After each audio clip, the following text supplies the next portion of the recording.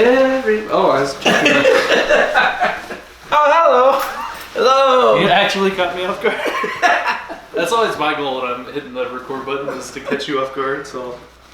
I'll start a conversation topic and I'll hit record when you're mid-answer or something. Hi, welcome to... Oh, hello there! Episode 92 of Drunk Doctor Who. For joining us once again, wherein we discuss the 90-second serial of Doctor Who. The Horror of Fang Rock. Whoa, very stereotypical nomenclature. Alright, this is a very significant serial for three reasons. Eldritch horror-y. 4 reasons. Very Eldritch horror-y. It's the horror-y. first serial of season 15. Is horror-y? Horror-y. Horror-y. Yeah. It's the first time we get to see the Rotons. Rotons! Yes, they're the people the Suntarns have been having their endless war with. My favorite salad topping. No, that's the Crotons. Crotons are my favorite. The Rotons. And it's one of the first serials where everybody dies. Spoilers. Every single person that's not the Doctor or his companions bites it. Is that the first time? That's happened before once, right? I can't remember. I think this is the first time. Maybe. But it's not the last. It is not the last. Sad to say. Alright. I think we've come close, like we have one. Right, and we thought the old guy was going to survive. Skin sale. Alright, today is the 7th of March, 2022. I'll be Vanna White. Yeah. She's much older. Alright, number of episodes, 4. And much hotter. Alright, it ran from September 3rd, 1977 to September 24th, 1977. It went over my 8th birthday. Oh, happy my birthday. 9th birthday. Happy birthday, 9-year-old daddy. There you go. It went over my negative 30. Greed. 2 people died from greed. It's an enemy of us all. Well, that's the first nonsense villain you didn't immediately erase when I'll take that as it's hard to argue with that. Alright. What are we drinking tonight? Today we are drinking... I don't know what you've been drinking. No, I've been drinking wine. Paisano wine. Paisano. It's a good wine. Every once in a while I drink one. I decided to broaden my horizons, branch out, try something new. And Twisted tea. Twisted tea. Yeah. It's like I could have... I'm out of Magma Flame, and I could have gone for some vodka or some rum or whiskey or something, but I just decided, let's drink some wine with my wife. Yeah. Wine's good. Mm-hmm. Wine's... I can't get drunk with wine. It makes me sick. Yeah, it's a harder drunk than the next day than hard alcohol, depending on how you do it. Yeah, I can do like spirits, and I can do beers, and then wine's that weird in between that just gets me right in the stomach. Alright. Okay. I may or may not be useless tomorrow. We'll see. We'll see. Are you working tomorrow?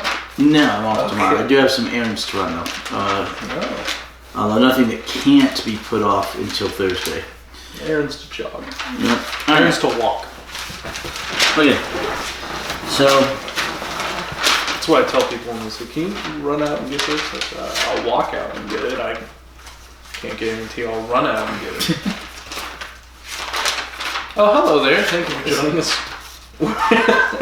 This is it. Oh my gosh. Last week I fought to keep it as short as possible. It was over 2 hours. You were very successful the time before that. You kept it to like an hour? And now, I kept it like an hour and 10 minutes. Okay. This is the first 4-episode podcast that I've completely filled up my notes, so we'll see how expeditious maybe a we longer are. podcast. Okay. Some Doctor Who news.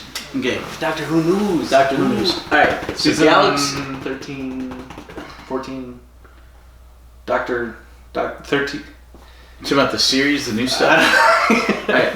The old stuff seasons. Okay. Galaxy 4, I think I may have told you this, has now been, the animate's been released here in the States. Okay. It's okay, the first Doctor serial. We previously watched Reconstructed? Yes, we watched Reconstructed, but now it's been animated. So it along with 3 other animations. I can't remember if we watched Evil the Daleks animated. But I think we originally watched it reconstructed, and then there's like a 2-3 parter that we went back and watched the animated one, just to like fill in extra time. Okay. Well, we've done that once or twice. Right. Well, there was that catch up that we did between the Doctors, essentially. Yeah, we went back and watched the animated things. You're right. Now I think there's 4 of them right now. The Web of Fear. Yeah, the Web of Fear. They animated the episode that they didn't find. Didn't we watch the animated one? Because that's where they're in the subway station, and they had a really horrible set where the guy got fired over for the set designer for the monster, and then they animated it, and in the animation it actually picks her up with the tentacles, because in the set, like the live action, they couldn't actually pick her up, so it's just like they flopped the tentacle. You're thinking of a different series. I guess I am. The one with the giant crabs. Oh, yeah. The Web of Fear is the first time we see the Brigadier. Correct. And his very first episode is the one that's missing. And we didn't watch that animated? Okay. They released it with the 5 and the 1 reconstructed. Okay. So now they've animated the 1. Okay. So we need to rewatch through that. Okay. We need to rewatch Galaxy 4 with the animation, completed by animation. Web of Fear, completed by animation. We watched the crab one. Yeah. Macroterra. Yeah. Why do I remember that? You're getting on this, right? The dumbest villain is the one that sticks in my brain. Whenever I want to remember something cool. Right. And there's 1 or 2 others. We got some. I think Evil. I think it's Evil. Yeah, the Evil of the Daleks. Ooh, so we have 3 serials currently that we need to watch for cleanup when it comes time. Isn't the Evil of the Daleks like the 13th episode? No, that's the Daleks Master Plan, which is 12. This one's 7 episodes. Oh, that was another season finale. We got some. No. Yeah, actually, it was a season finale. Okay, season 4. The finales. Well, not always. Daleks Master Plan was in the middle. Really? Yeah. And the one more that they're going to be coming out with is the Abominable Snowman, supposedly later this year. The first or second time we see him. The Abominable. That's the first before the Web of Fear, right? Yeah. One episode exists. 5 episodes are missing. That was a rough one. Yeah. But anyway, a lot of still promotional images we were staring at while listening to. Okay. So at this exact moment, they have discontinued the animations. Oh no, they haven't done them all though. The only animation that we know is coming out in the future is the Abominable Snowman. So that means they're not finishing animating all of Hartnell's reconstructions? At the moment, no. Why okay. would they do that? All right. I feel like they have, like Doctor Who's really successful. They have money and they just don't want to animate it. All right, hold on. Let me explain. All right. All right. It was the animations originally were being done piecemeal by the BBC. Mm-hmm. Later on, it was a combination joint venture between BBC America and the BBC. Mm-hmm.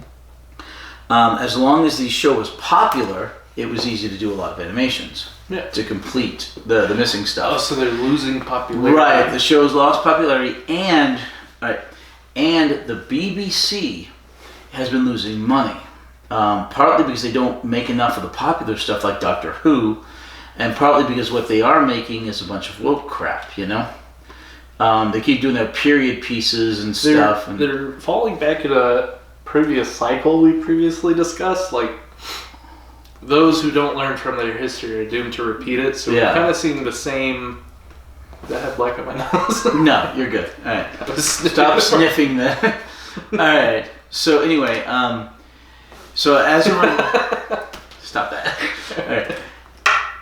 Let go. All right. As a result, the BBC is also losing its licensing. So licensing. Okay. So Doctor Who's going public domain? No. Oh. Hold on. All right. They in the United Kingdom, in order to watch stuff off the airwaves, you have to have a license.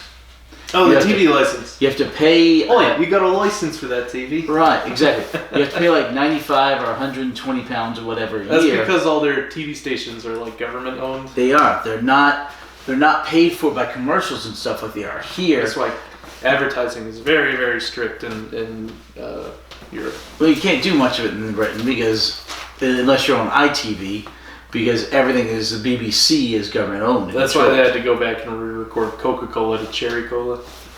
Tastes just like Cherry Cola. Yeah. What song is that? The Beatles? No, it's Lola by the Kinks. Oh. All right. Why did I think that was the Beatles? The same time frame, or a good bit of overlap anyway. Tastes just like Coca-Cola.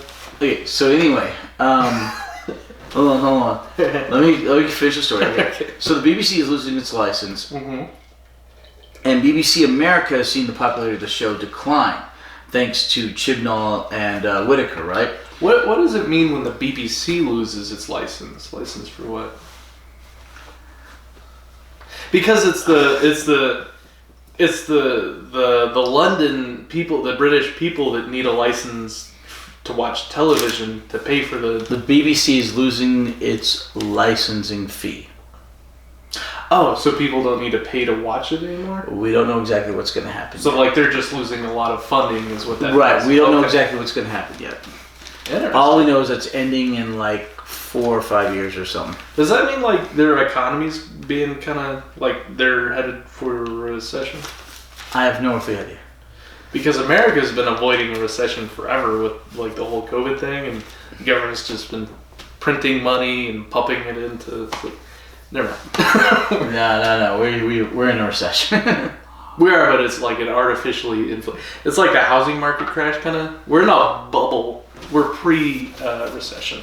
No. We're in a recession. We're pre-depression. We're just now seeing like all the prices hike up. Well, that's because of the gas. Food, meats, gas, yeah. Groceries, everything. Right. Okay. Hamburger meat's like $5 a pound. All right. Let me get back to all right. This the story. BBC's losing its license. The BBC is losing its licensing fee, and it's been losing money because it's doing all this woke crap that nobody likes. Like that's why the popularity of Doctor Who's down and all this other stuff is down. Arguably. So anyway, as a result of that, BBC America no longer wants to fund the animations, and the BBC can no longer afford it. Can't do it on its own. But now that Bad Wolf is going to be producing Doctor Who, that's his name.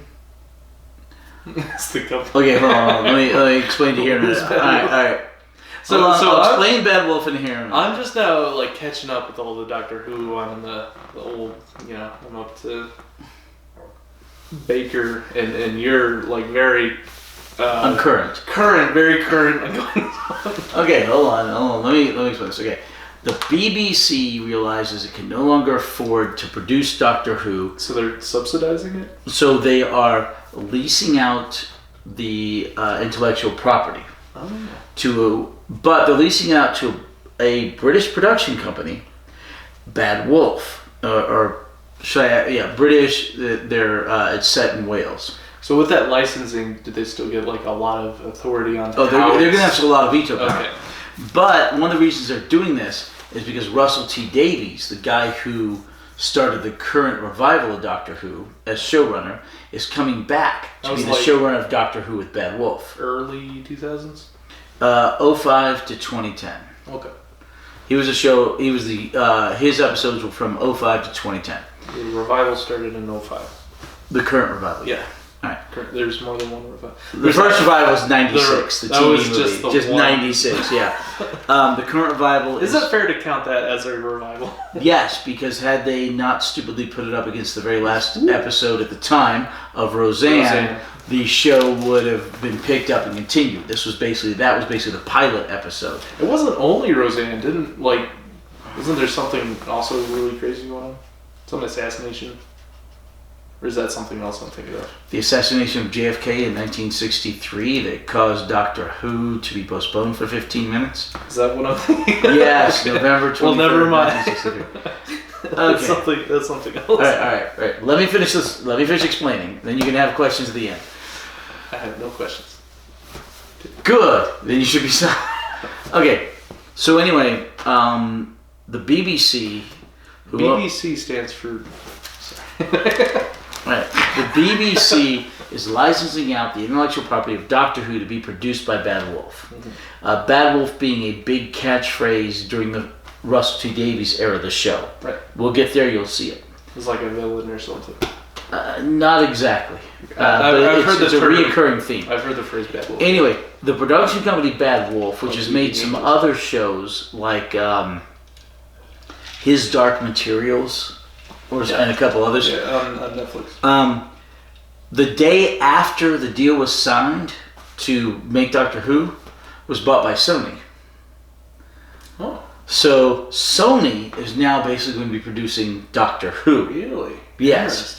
That's good for Sony. There's been this arms race between Microsoft and Sony where they're just picking up as many production companies as possible. Mm-hmm. Okay. So anyway, have we talked about Microsoft? Yes, we have. Acquiring. Okay. Blizzard. So anyway, so Sony. Sometimes when you punch your knee to pop your knuckles, I think it's because you're mad at me.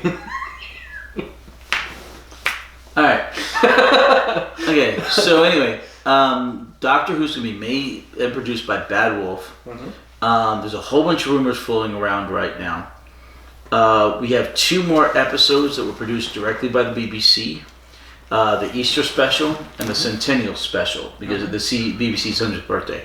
And that's like their last 2. That's it. And that's the end of Whittaker. And it's a metric crap ton of rumors floating around about it. But hold on. Controversial rumors? No, not really. Just rumors. But so. So anyway, hold on.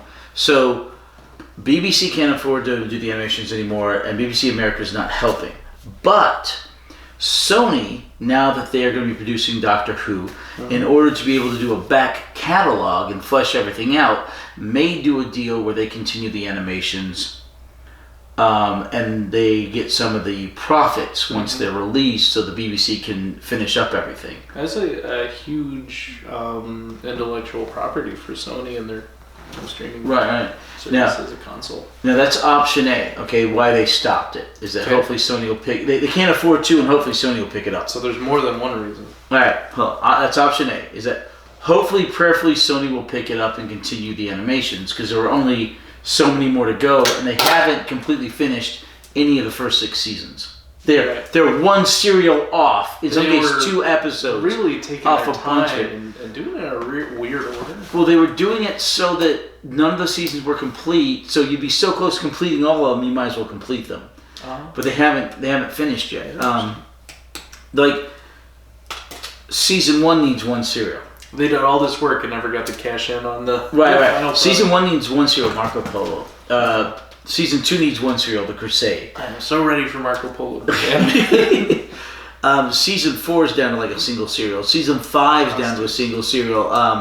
The Wheel in Space. Single 6 is the Space Pirates. But Season 3 is the one season that's still really ravaged. Like, Dalek's Master Plan is huge. I mean, that was the worst one of all of the... That had the most... It had 9 missing episodes, I mean, not just that serial, but the whole season. The whole season. Season 3 and 4 were ravaged. Yeah. Season 4... They taped over it for the wedding videos and stuff. Yeah, Season 4 has been... Okay, hold on. Let me get back to the original point. All right. But anyway, but hopefully, option A is that Sony picks up and continues. Now, option B is that nothing actually happens and they never finish anything. Although I'm praying, especially as animation gets cheaper and Sony has a lot of money, they'll finish it up. Okay, option C is really hopeful. There's a mega rumor that in the Middle East, I think possibly Iran, a bunch of the episodes have been found. Really? Like a ton of them. I don't believe it. Okay, a huge amount. And the reason they're stopping the animations is to wait to see what's been found, so they don't animate anything that's just been found. The problem is Iran doesn't want, or wherever this country is, right? There's someone with like a film set and a lighter saying, "Give me money." No, they don't want money. Really? What? They don't want money. They just want political concessions, and that's where the problem is. Yeah, For they're like, Doctor Who. this is part of your culture. Well, let's say another country had the Mona Lisa. What could you hold the Mona Lisa for? You know, there was, you know that I forget his name. There's this guy who's really, really hated and controversial in like the big pharma thing. Yeah. He has the patent for insulin or something. Yeah, I know. And he hacked the price, several 100% up. Got really, really rich off of people struggling with diabetes. There's the Wu-Tang Clan had this album that was unreleased, and then they auctioned made it. One copy, right? Yeah, one copy, and he bought it, and the intention was that someone was going to buy it and release it for everyone, and he bought it, and I think he broke it or something after listening to it, or everyone hates this guy because he just does like the most assholery things. Besides the insulin thing, he also kept this Wu-Tang Clan album that he bought and never released. Well, they're the idiots for making only one copy. I think I agree. It was a stupid marketing thing, but I mean, I guess if it's, I don't know what they were trying to fund. If they just were making more money as a marketing strategy, or maybe as a charity thing. I don't remember, but he bought it and then didn't release it. Okay. Anyway. All right. So the other option is the BBC is waiting to see what has been found. We're still on C. Hey, we're waiting to see what has been found because they don't want to spend hundreds of thousands of dollars or pounds animating this stuff only to have a thing find out that it was found. They didn't have to spend the money to animate it. So, and this is a rumor? How is this a rumor? We don't have any... It's a rumor. Somebody who has been correct on this stuff before has mentioned this. So they're like... We don't know what the political concessions that are being demanded are? No clue. In fact, very little has been said about it because of the sensitive nature of it. And it may be years before any of it comes out, right? So bizarre. Option D, we set up our camera, animate the episodes ourselves on the whiteboard, and do like a stop motion. There have been amateur / semi-professional versions of episodes animated before, including Mission to the Unknown, and there have been a couple of them that have been recreated, amateur, semi-pro. Live action recreated? One or two, yes. Not canon. The episodes themselves are canon, the visuals are not. But are we watching a whole bunch of non-canon stuff eventually? Apocrypha? Okay. Because Apocrypha is not canon. Okay, yes and no. Yes and no, we are watching. Okay. Wait, this shelf is full of third-party stuff. Does this look like the Chevrolet symbol to you? Can we finish one topic before we go to the next one?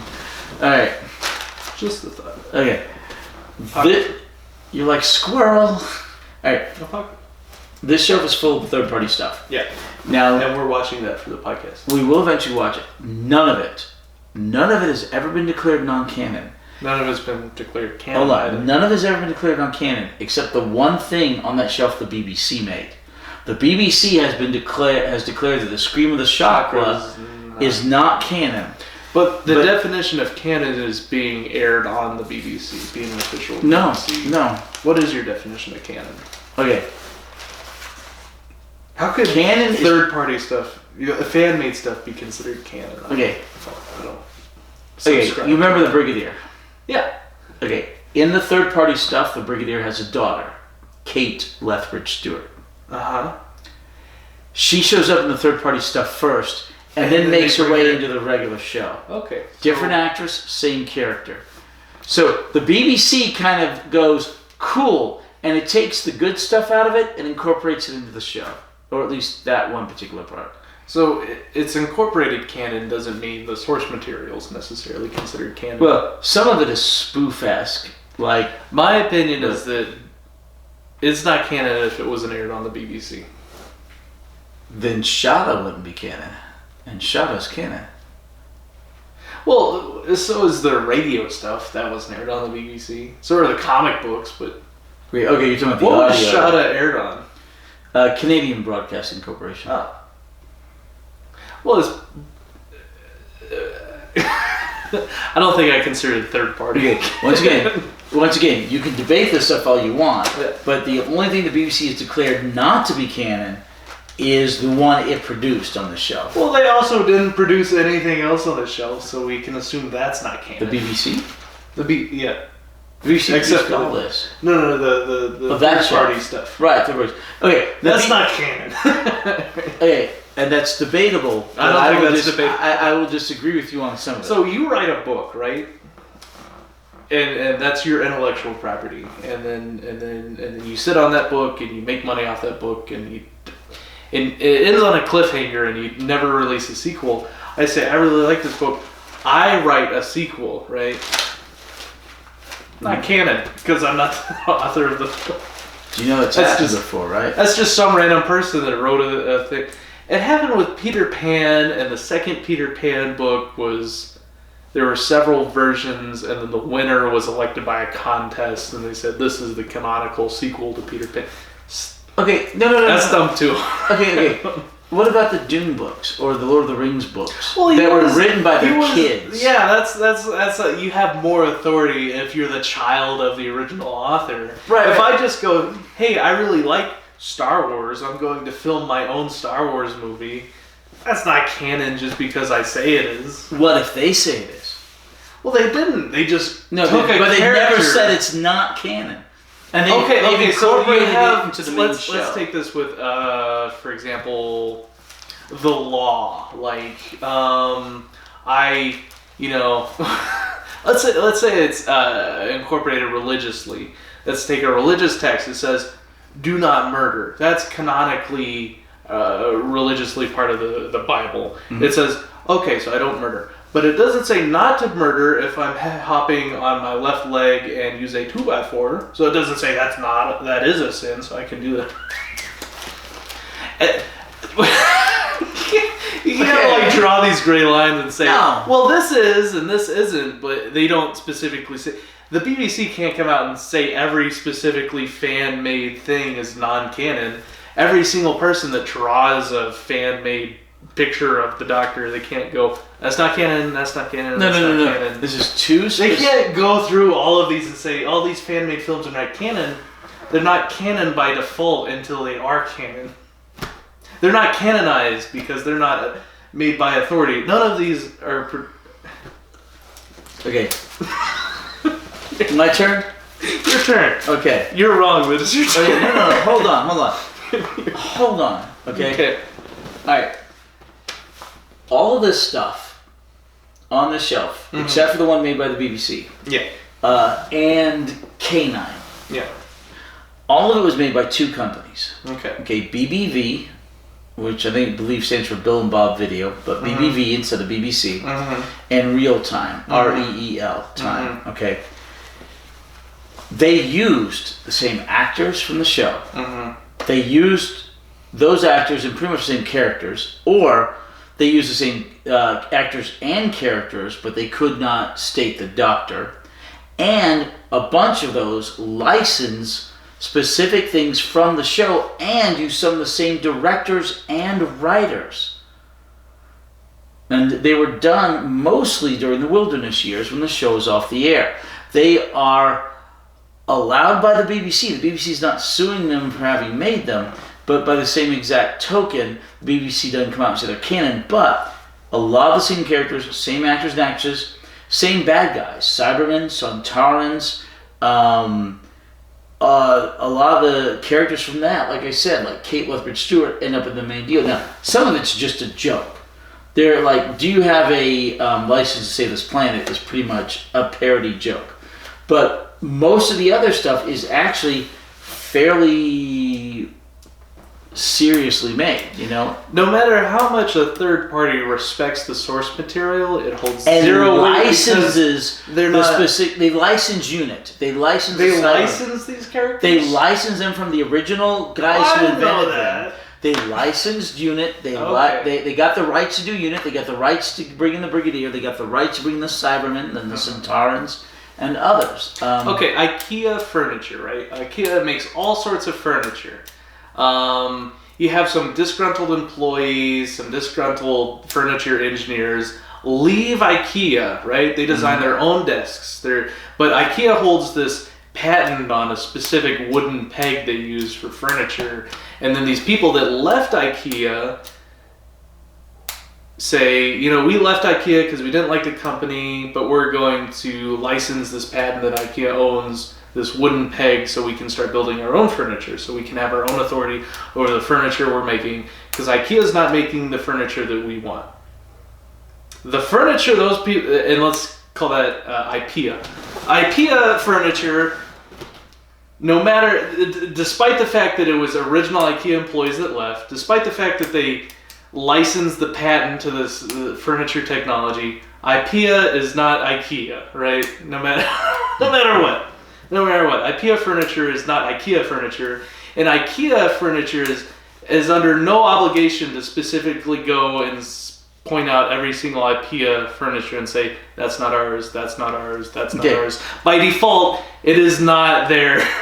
They don't need to comment on the fact that that's not ours, that's not ours, that's not ours. By default, it's not IKEA. So we have people that leave, original show writers, they own the rights to the characters. By default, it's not Doctor Who canon. Okay. That is my opinion. Wait till we get there and you see it. Okay. I want you but you are equating apples and oranges. You're equating a normal business model of, you know, consumerism and capitalism, which is the IKEA thing, to something that is a British treasure owned by the British people. Okay? And done by the BBC, the British Broadcasting Corporation, mostly. As a note, the TV movie was not done by the BBC. It was done by Fox, yet it's canon. Because, did they specifically say this is canon? Yes, that's the difference. Hold on. Is they said this is canon. No. They didn't have to say it was canon. They never went through and said it was canon. They didn't have to. Okay, you can license characters and use that in a non-canon way. If you license the actual, they're not going to sit down and say the new stuff is canon either. Even because they're the ones that make it. No, IKEA they're not going to be say, producing it. The Bad Wolf's going to be producing it. Well, they have the entire intellectual property, not a single character. Right. Okay. Well, so it's like, we're outsourcing IKEA furniture to this other country. It's still IKEA furniture. We don't need to say it's IKEA furniture because it has the IKEA brand on it. Now, these people that left IKEA and have purchased licensing to this wooden peg patent, it's IKEA. It's obviously not IKEA, so we don't have to say that's not IKEA. And this is IKEA because the difference is one says IKEA on it and one does not. One says Doctor Who on it. One does not say Doctor Who. Okay. We'll get there and you'll see. And it's a lot of the same stuff. But anyway, hold on. Be that as it may, and that's a whole sidetrack off of everything. All right. It's a whole sidetrack of everything. So we don't know if they completely stop making the animations because they can't afford it. Mm-hmm. And so they're going to stop completely. Mm-hmm. We don't know if they can't afford it, but we hope that Sony's going to pick them up. Or, and this is the best of all options. So Sony has not yet. Or, I'm in the middle of a bloody sentence. All right. You keep interrupting. Okay. Or. Those are some big comments you haven't. Or we're hoping that they've found a bunch of them and they're going to recover them and they've stopped animating, waiting to see what's been recovered so that hopefully they don't have to animate most of them. They'll be the actual original episodes. That's the best of all the worlds, is that one. Okay. Yeah, I agree. I could have said that in 5 minutes and not 40. Okay. Well, if you no, you interrupt. Okay. You have some big commas in there. If I don't interject, I'll forget to later. No. You hold it. I'm clarifying for the viewer. They don't know. They have the same hold question. the thought. I cannot hold that thought over there. You can hold it up. Okay. I cannot hold that over there. That's what thought stands for. You ever hear someone referred to as a thought? No. That hoe over there. THOT. I see what you're saying. Okay. No. Can I hold on to it? Okay, so anyway. Okay, Doctor Who News. They're stopping the animations. Okay. Hopefully they'll pick them up, or better yet, hopefully everything's been found. If not, hopefully they'll finish up what hasn't been found. Or hopefully Sony will pick up the animations. Okay. But at this point, we have the 3 we need to watch and 1 more that'll come down later this year. Mm-hmm. Okay. You got some catching up to do. Okay. Other things in the news. Hopefully they will be announcing the 14th Doctor at the end of the Easter special. Idris Elba. He's a name that's been mentioned around. Yes. God, that'd be so cool. I want Michael Sheen. I would love Michael Sheen. Who's Michael Sheen? Not Martin Sheen. No, Michael Sheen. Michael Sheen. You Where's he remember got? Good Omens? He played Azrael, the angel. What is Good Omens? Is that a TV show? It's a book, and I don't- they made a mini-series for it. I can't read. Amazon. Okay, the No, I mini-series don't is think really I've seen good. it. You would love it. David Oh. Tennant's in it. Oh. Yeah, the 10th Doctor. I haven't watched him yet. Anyway, Michael Sheen, he was the head of Is the that- lycanthropes in Underworld. Underworld, yeah. Little short guy. You're talking about where he plays the demon and the angel. He plays the devil and there's an angel. Yeah. Yeah, That show? yeah, Good Omens. Okay. Right. Oh, okay. I haven't watched all of Good Omens. I've just seen bits and pieces. Right, but anyway, Michael Sheen's the angel, Azrael. Okay. Okay, And so he might be the next Doctor. That's a name. I'm really hoping he's the want next him. Doctor. Yeah, he's been, his name is getting bantered around along with many others. Would it be like super weird if they went back to a previous person who played the Doctor? Like all of a sudden they come out with a new James Bond movie and it's Pierce Brosnan again, and they're like, we just Okay, we okay. didn't have anyone. Hold on. 2 things off of that. One is that David Tennant is one of the rumors to play the 14th Doctor. So Not the 10th Doctor, but to play a new incarnation of the Doctor that looks the same as the 10th Doctor did. okay. my thought was that canonically it would work because you could go back in time and fill in some gaps of adventures that Doctor had, but And it's weird another that theoretical possibility. well, I guess the Master kept the same appearance after regeneration once, or no? I think I'm wrong. No. He Do Time Lords ever keep the? Well, when Time Lords intentionally regenerate. I'm sorry, I interrupted you. No. All right, finish your sentence and I'll answer. But you've got like 4 questions here, and I've got a lot of answer. Last one. When Time Lords intentionally regenerate, they get to choose their appearance, right? Somewhat subconsciously, maybe. So maybe they can choose an appearance that they previously had before. Okay. Hold on. Because the Doctor's been very fond of some faces and not fond Right. of other faces that they grow on. Okay. It has been shown thus far that if a Time Lord voluntarily regenerates, decides, I don't want this body anymore, I want a new one, that they can have they can get to choose. In fact, they can try on different bodies until they decide they like one. That was done with I haven't seen Romana, that yet. going from Romana 1 to Romana 2. That comes later in the 4th Doctor. Okay. Alright. Doctor. The 4th Doctor, the one we're on. Oh. Later on in the 4th Doctor doesn't do it, but Romana, his companion, does. His companion the Doctor? Yes, his companion's a Time Lord. Okay. Or Time Lady, or whatever. Do they do the montage where she comes out of the dressing room and they go, and they come out and they go, and they Kind come of, out and they yes, go, actually, yes. Kind of. Was okay. that a 80s trope? 80s very much, but this was 70s. Okay. Alright, we're only a season or 2 from that, actually. Alright, second point of note is that, in theory, if a Time Lord regenerates without wanting to, he dies, they probably don't get any choice as to what they look like.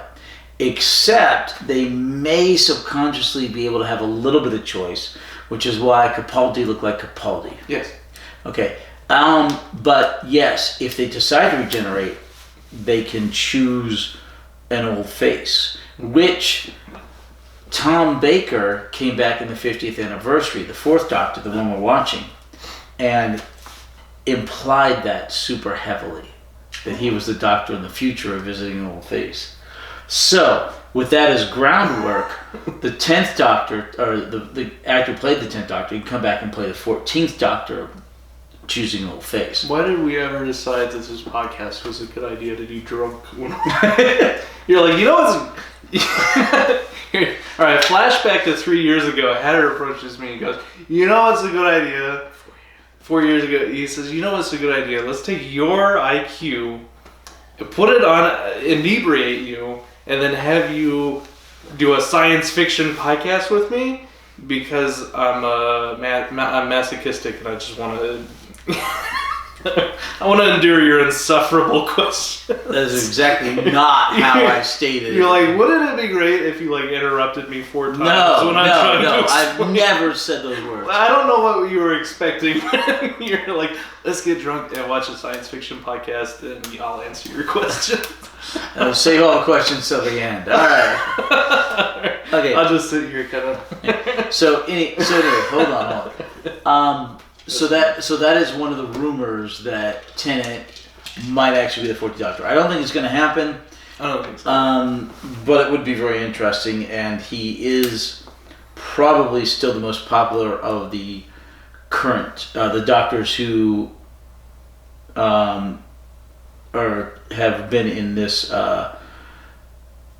revival. Do you notice how oftentimes I'll be very facetious and make like a sarcastic joke, and you'll go, actually? That's true. I'm like, what if the same Doctor played another Doctor? And you're like, actually. And you were talking about, can a Doctor choose to regenerate but not change forms? Like keep the same face? Yes, it's happened. It has happened? The Meta-Crisis Doctor. Is that the Lord Doctor? No, okay. David Tennant, right there, stern face in the middle, yep. He starts to regenerate, okay? Mm-hmm. And rather than actually regenerate into a new form, he spins off all the regeneration energy into a hand of his that had been discarded. And, yeah, his hand gets cut off. It was his right hand, actually. He's the 10th and... No, he's still the same Doctor. He regenerated into himself, so he did not change. So it didn't take one of his regenerations? It did take a regeneration. So he's the 10th and 11th? No. It's like being reelected. If a president gets reelected, he's not he's still the same number. 40th, 50th right. president, 46th, 47th, 48th. Okay.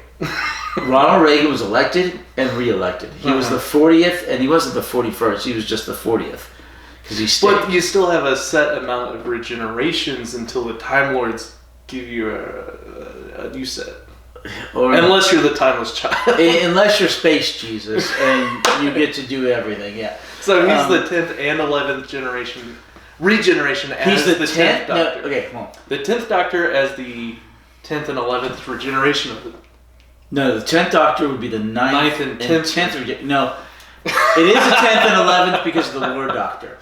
It is the 10th and the 11th because of the War Doctor. I've told you about the War Doctor, right? We've made a mistake. We should have made like a Simpsons podcast. That would have been so much easier. All right. Okay, so the 10th Doctor, Tennant. You should never talk about timelines when you're drunk. The 10th Doctor, Tennant, is the 10th Doctor, but he's both the 10th and the 11th regeneration of the Doctor. I'm fried. My brain's fried. Okay. I give up. Okay. So anyway, hold on. I just take your word. So one of the rumors he's going. Okay, so hold on. Doctor Who news. One more animated that we don't know when the next one's going to be, or if they're going to be anymore, but they need to so they can release the first 6 seasons on Blu-ray. Right now we have the, I think the 15th season that's coming out. One of Tom Baker's seasons, I think, is. Either the 13th or the 15th is coming out on Blu-ray, and then the first season of the 6th Doctor, season 22 is coming out later this year on Blu-ray. And then we have the specials. That's all we have for those. Currently in the docket. Waiting for them to announce the 14th Doctor. Russell T Davies is supposed to be working with Bad Wolf on episodes later this year. Hopefully for a Christmas special. And then a couple specials next year before the 60th. Hopefully. Okay? And then the 14th Doctor, the rumor is, will start after the 60th anniversary. They can't not have a Christmas special, right? It's a tradition at this point, right? In the modern stuff, it was a tradition during Russell T Davies and Moffat by Chibnall. It had been dropped for a New Year's special. New Year's is because the ratings weren't good enough to command a Christmas special. That's true. And I really hope Russell T Davies takes a Christmas slot back. I don't think our ratings is good enough to demand Doctor Who. No. Hey, you look at your watching on YouTube or BitChute or whatever. Look at the timestamp on your video, right? At 28 minutes. That's just our quick Doctor Who news snippet of before we get into it. Just a quick 28 minute news snippet before we really get into the meat of it. All right, hold on. One other piece of news.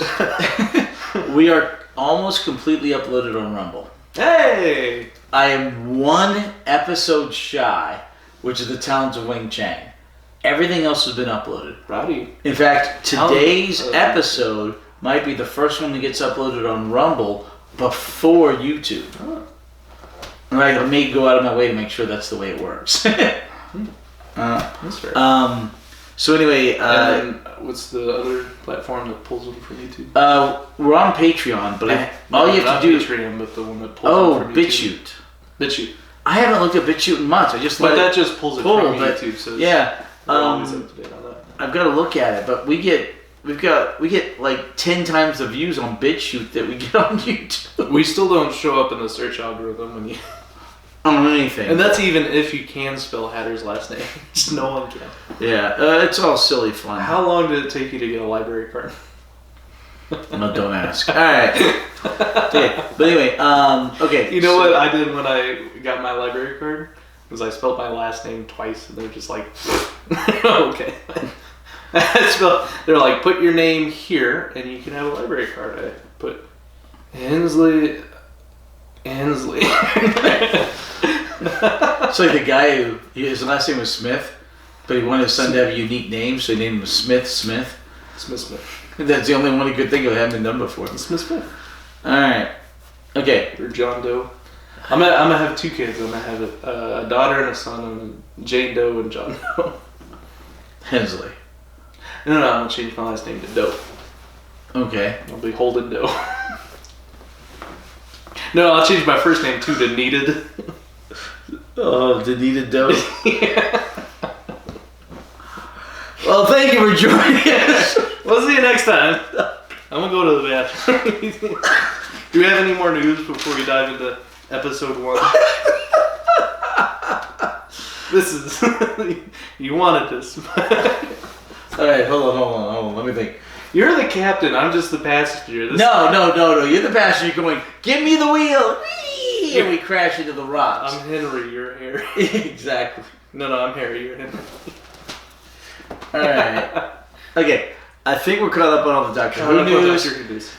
Quick snippet before. Yeah, okay. So Russell T Davies is coming back, right? You know what they're calling his new era? What are they calling the new era? RTD2. Instead of R2D2, it's RTD2. Russell T Davies 2. Ah, that's clever. Yeah, it's really cute. I like it. Are the Whovians upset that they're using a Star Wars reference as the... No, it's easy to remember. Anyway, but so that's like calling this something Star Trek. Alright, so we're right here. Okay, no. We're there in that hole right there. Alright, Lissa's there and we're catching up. She's watching with us now. We've joined the groups and she's catching up to that. The main group is right down here. Oh, I thought this was the main group. That's the main group. Oh, we're further gone than I thought. Yeah, we're catching up, just not as quickly as I'd like by a long shot. I can't say the word thought anymore without thinking of. the acronym. Okay. Okay, anyway, I've got some stuff we talked about afterwards, too. Okay. Should I make a note what we remember? Maybe, maybe not. We'll see. Alright. Episode 1. Episode 1. The TARDIS arrives on a foggy island just after. No, that's we after see the intro. A meteorite, a bright pink meteorite. Hey. Alright, scene, lighthouse on Fang Rock, Horror of Fang Rock. So, there's a lighthouse, and there's a young man, say about 20. Whose name is Vince Harris? I didn't get Vince Les's last name. That's the only ones. No. Hawkins. Vince Hawkins. Vince Hawkins. I lied. Like Sadie Hawkins. Episode 1. I'll be right back so you can get something done. Oh my gosh. This is like group therapy, okay? Okay, so anyway, Vince is standing on the light deck of the lighthouse, the top floor, and he's looking out with a magnifying glass, or not a, what are those called? Not a magnifying glass.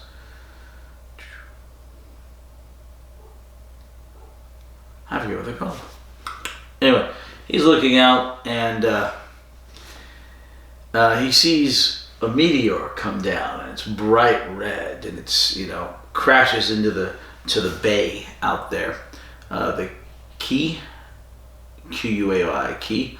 Anyway, it crashes out in there, and he's like, "Hey, I saw this," and this old guy comes up, and there turns out there's 3 people on this lighthouse. You have the young guy, Vince, you have the old guy, Reuben, like the sandwich, and you have a middle-aged guy named Ben. So you have Reuben and Ben. A little confusing at first, but you get used to it. Anyway, so, they're talking about that, and then Reuben and Ben go down. Reuben keeps hating the fact that the lighthouse is electric now. It seems to be like the 1905, 1906, 1907. 115 years ago. Before then, they used oil. So anyway, the Doctor and Leela show up. The Doctor was trying to get Leela to Brighton. The TARDIS shows up on the little island, and she's dressed for the beach. But they're in this super fog, which just kind of rolls in real fast, and everything gets really cold. So the Doctor and Leela decide to make their way to the lighthouse. And they're going along on the rocks, make their way to the lighthouse, because the light's gone out on the lighthouse. And Reuben's like, well, this wouldn't have happened if it was oil. And Ben's like, okay, I'll go down and I'll stoke the fire. Put some coal in the boiler. And he goes down and he starts putting coal in the boiler and stoking the fire. And something shows up and kills him. He dies. This thing, episode 1, the guy lives through like half of episode 1. Family show. I'd pour out one for my homies, but I don't want to stain the carpet with wine. Alright. Anyway. Hey, you back? No. No? Physically, I don't know about mentally. Okay, so the Doctor and Leela then show up to what? It's just talking about how we love the perfume. Which, I mean, the fact that I win 1 out of 5 bets means that you're not always right. So that's the crack that broke the dam. That's why. But it's not going to be easier to keep making wagers. I have so much confidence to argue, though, because I might be right. Occasionally. 1 out of 5 times, I might be right.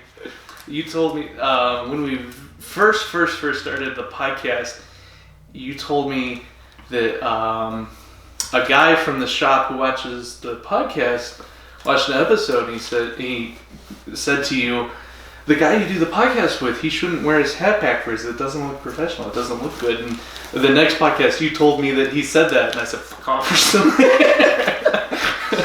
I've felt bad for the past 3 years for saying that. So I'm sorry. I'm still gonna wear my hat backwards though. And if he's still watching the show, I'm sorry you're still watching. He's not, but I was very mean to his constructive criticism.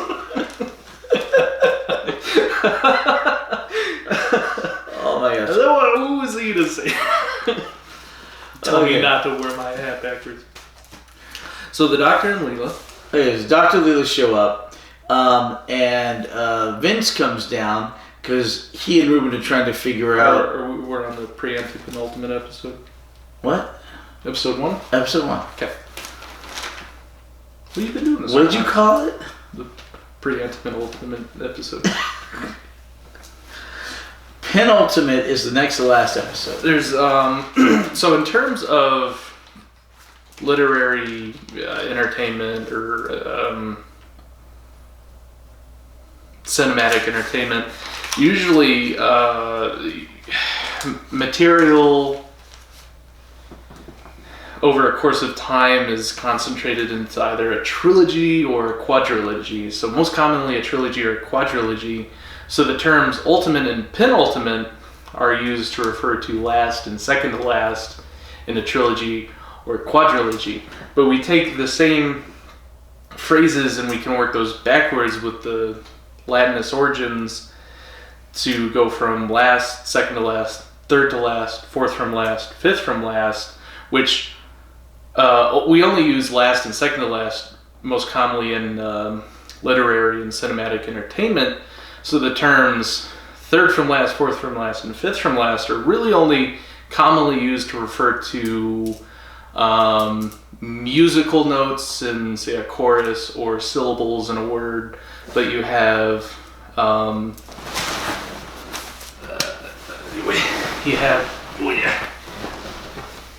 well, there's no point in writing this down. No, there's no point. Leave it. But Seriously. You got your. No, I'm doing this wrong. Okay. You got. So anyway, the Doctor and Leela show up. Vance, what's his name? Vince Hawkins. He comes downstairs and the lights had come back on because the lights had gone off in the lighthouse. Which means what? Last. You got penultimate, which means you know we're gonna have like 2 hours of everything else and Second to 15 last. minutes of Doctor Who by the time we're done. You got antepenultimate, which means third from last. You have pre-antepenultimate, which means fourth from last. And then for some odd reason, it's prevalent to have pre-antepenultimate, which is fifth from last. Which, when you're talking about a trilogy of 3 films or a quadrilogy of 3 films or 4 books, you most commonly only use last and second to last. So third, fourth, and fifth from last are really only applicable in terms of like something like syllables or notes. Decology. Yeah, really, they're. It's a lot easier to say fifth from last. So this is a really antiquated.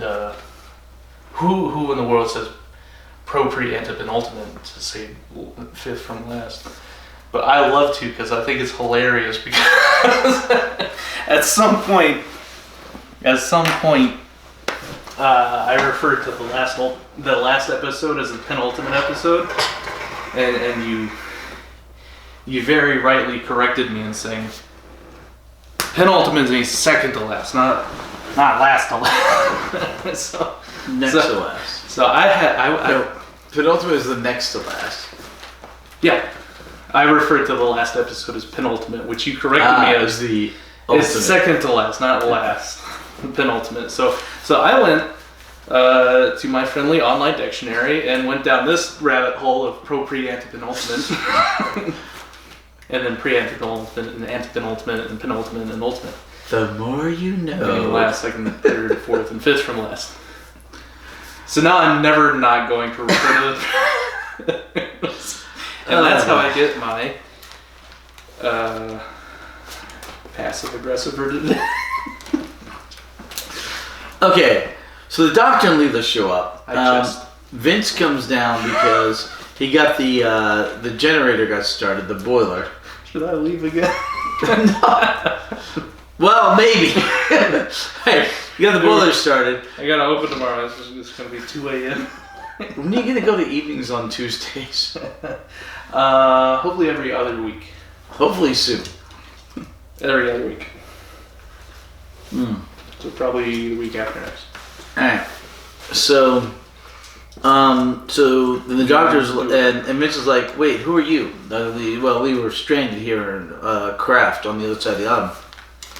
So okay, Stranded mariners. Yeah, so you should come up with me. It was a small craft, and the doctor's like, yes. Lou's like, no. And he's like, well, it's a small craft on the outside. She's like, but it's big in other ways. The doctor's It like, is. but it's big in other ways. Small in some ways, big in and other big ways. in other ways. Yeah. So And big in others. and so the doctor's like, well. And he's like, have you seen Ben? And the doctor's like, well, he's over there. He's dead. And Vince is like, oh.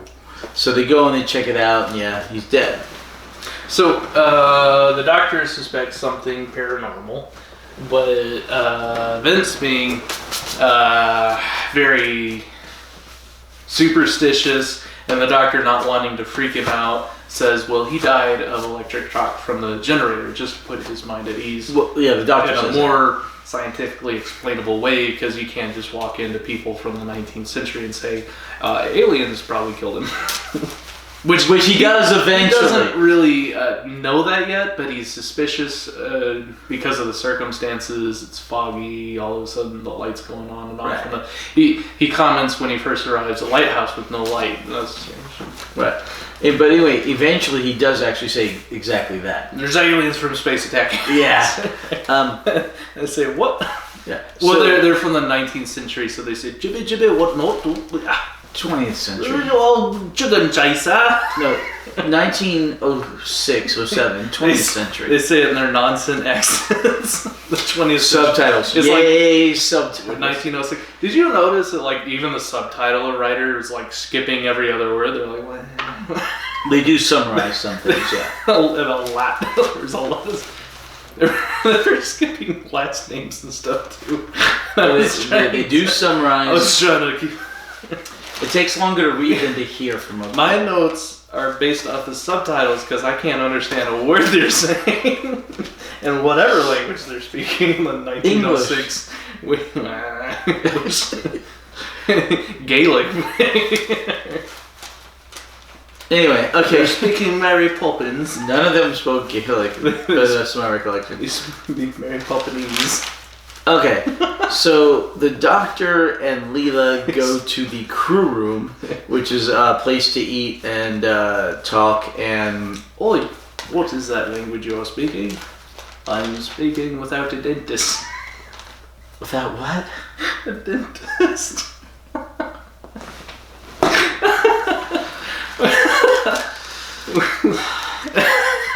Okay. So the accent's from the overbite. Yeah. So the doctor's like, well, what's going on here?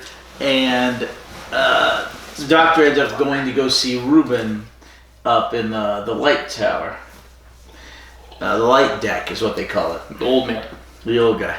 Picture Hatter with no beard, but he keeps the same chops and. He has mutton chops. His mutton chops are nowhere near as long as my beard, but yeah. Ben that just had a real nice handlebar mustache. All right. So the. Are you okay? You have another drink down there. That I should not open. We do have a guest room. I'm drinking my water.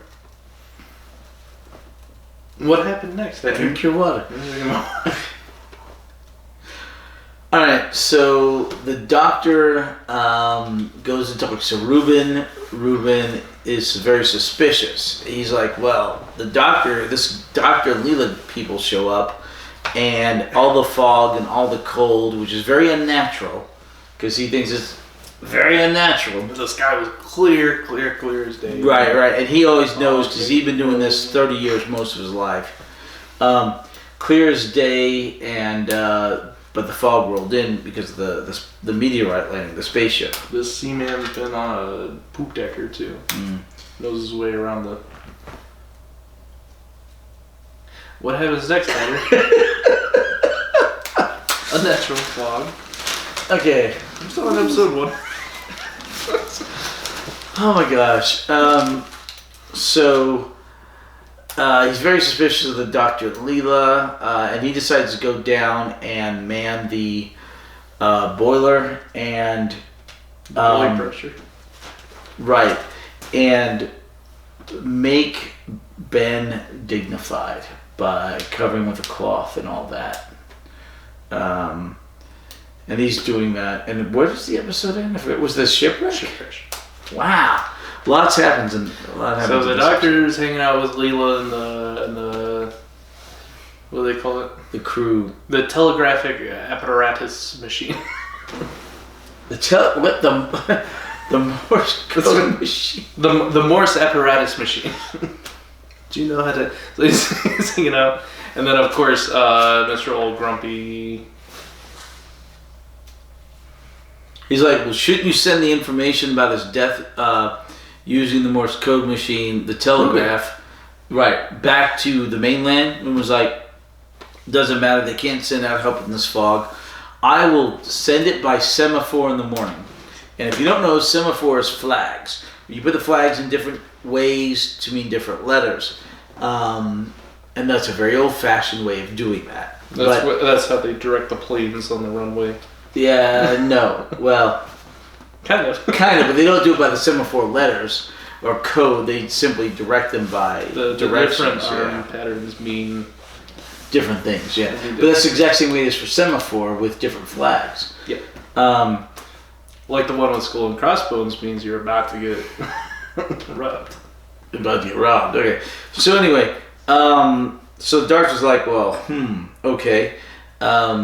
And Ruben's like, okay, Vince, you and me have to basically pull double shifts because there's only 2 of us. So they go up to do that, and then Vince calls because there's a light in a ship that's coming towards the land. So they must set off the maroon? A flare. A flare. So the doctor has a bottle rocket. Right. So this is one of those weird cases where it looks like pieces of the scene were cut for time out of the episode, but more of them were put in for the recap in the second episode.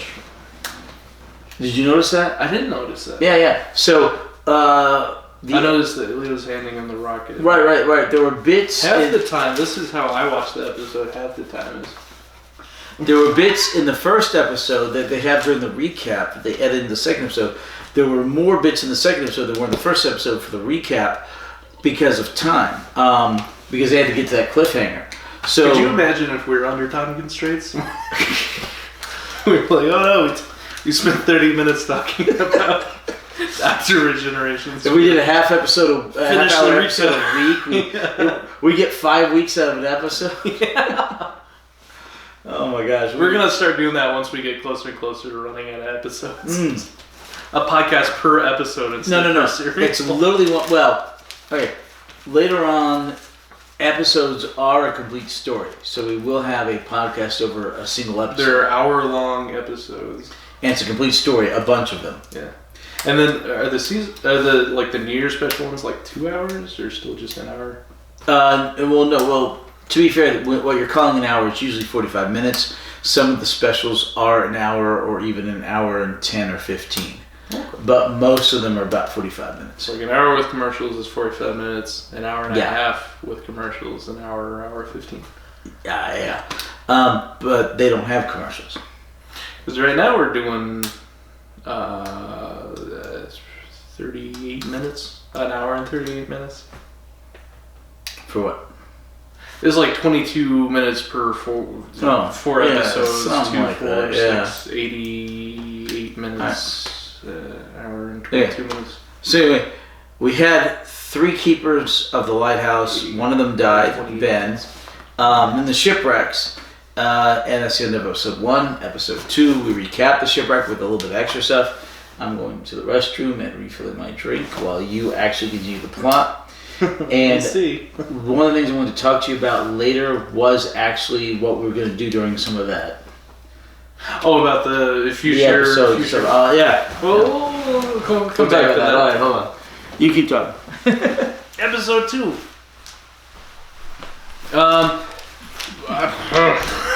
There's a shipwreck. They go, we need to rescue these shipwreckees. Something else happened before they rushed to rescue the... There's like another tense moment between Ruben and the doctor of like distrust. And then they're like, well, I guess we should get down and rescue them. So it's like this Three Stooges moment where we have Ruben, Vince, the doctor, and Leela. So Ruben's going down the stairs of the lighthouse to rescue the shipwreck people. So he turns behind him to Vince and goes, man the foghorn, because with the fog you can't see the lighthouse light. So he goes, man the foghorn, and he runs down the stairs. And then Vince turns to the doctor and says, man the foghorn, and he runs down the stairs. And the doctor turns to Leela and says, man the foghorn, and he runs downstairs. And Leela turns, but she's the last one, so she's the one that's stuck. You know, the last one to put your finger on the nose. So she's stuck with the foghorn duties. And at first she's very entertained by the foghorn. She's pulling the lever and goes, bah, bah, but then, you know, she gets bored and starts wandering around and looking out to the ledge and then eventually sees something ominous. But the doctor, Vince, and Ruben all run downstairs with the doctor bringing up the caboose. So they run out the front door of the lighthouse and they say, hey, you there, sir, grab the rope. So the doctor goes to grab the rope, but then he sees that the coal door, the furnace door of the boiler room is ajar or something. He's a little suspicious and he's kind of putting things together. He's like, random fog, the lighthouse, the electric lighthouse generator going off and on, Ben ending up dead, and then now that there's like a door ajar, there's something sinister going on here. So he's kind of along the lines of Ruben, where he's like, you know, there's something afoul afoot, but you know, Ruben suspects me, but I suspect that something's wrong here. So, and then Ruben goes, grab the rope, and then so he grabs the rope, and they run out and they go rescue the shipmates and that had just crash landed on the rocks. And they bring them all inside, and then that's where we're introduced to Adelaide, who's this noble woman who's hired as an accountant, but she's very much more than an accountant to Henry Palmerdale. You kind of get that he hired Adelaide as a sort of an accountant or a receptionist kind of employee, but there's also a lot of romantic tension, and they're very kind of close. But you know, kind of like a couple, like a work couple kind of feeling. And then we have who is it?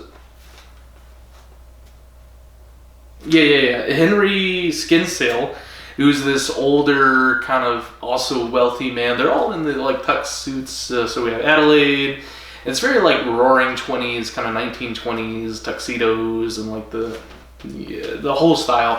The Great Gatsby kind of look. We have Henry, we have Adelaide, and then we have Harry, Adelaide, Henry. All come in and we're introduced to these shipwreck people, and Henry is very much kind of a lighthearted, joking, you know, he's just laughing at the whole situation, and he's kind of, you know, doesn't take anything really seriously. He's the older gentleman. And then the younger one, Henry's just absolutely throwing a fit that the ship is wrecked because has very important broker business to do with the winnings from whatever lottery, and He's very upset. We find out that he's the reason the ship crashed because he is in such a hurry to get to London. Yeah, wait, what London? Whatever Henry was in a hurry to get back to his brokers for before the markets open, and then Henry tells Harry. Harry tells Henry.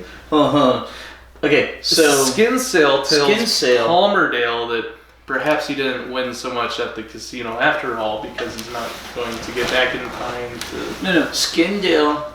Okay, Skinsale and Palmerdale.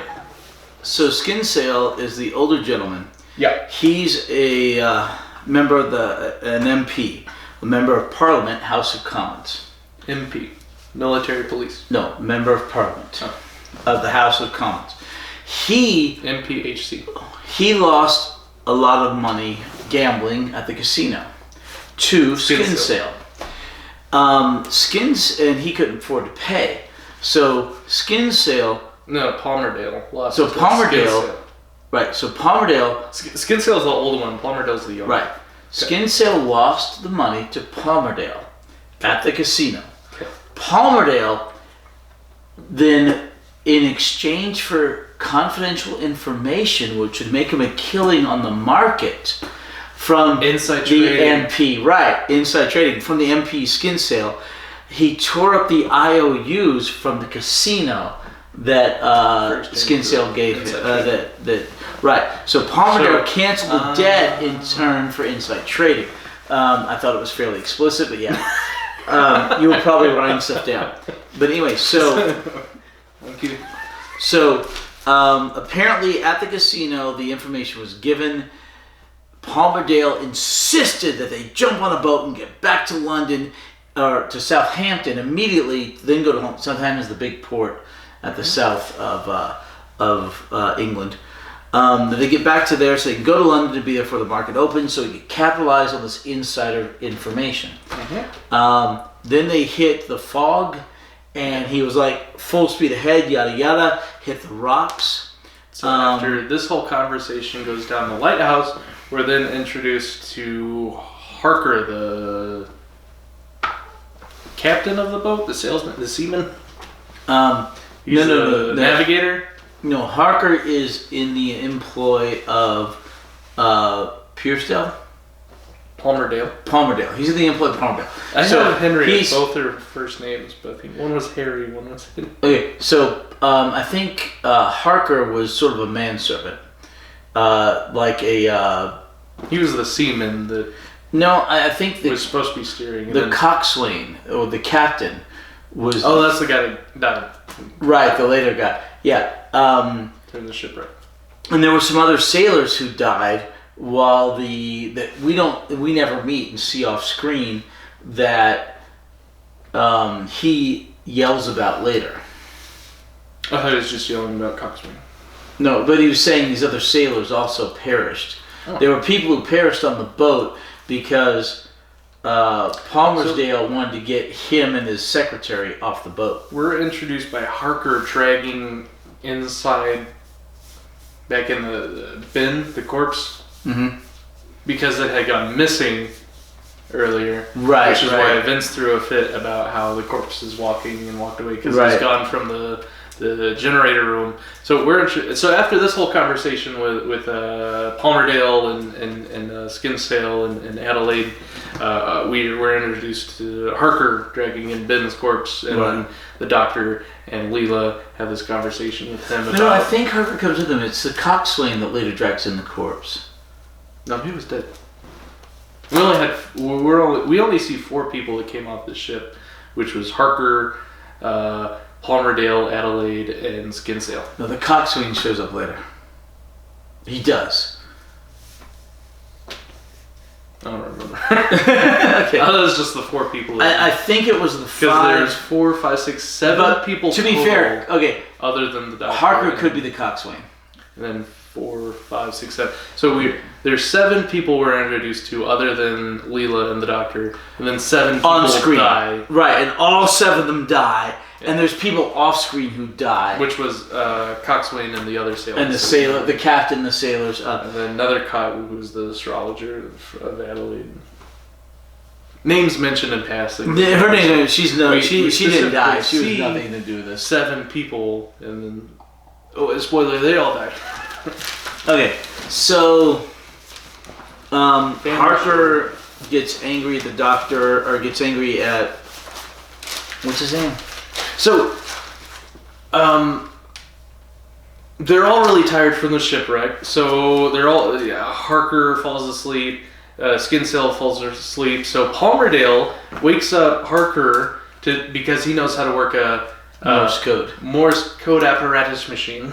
So he's trying to get him to message in code to his broker to trade on when the market's open. And that's when he freaks out and says, the captain will be alive, the sailors will be alive, but you wanted to go full throttle. Yes. Because he's in a rush to get home. Yeah, to make money. And then what happened?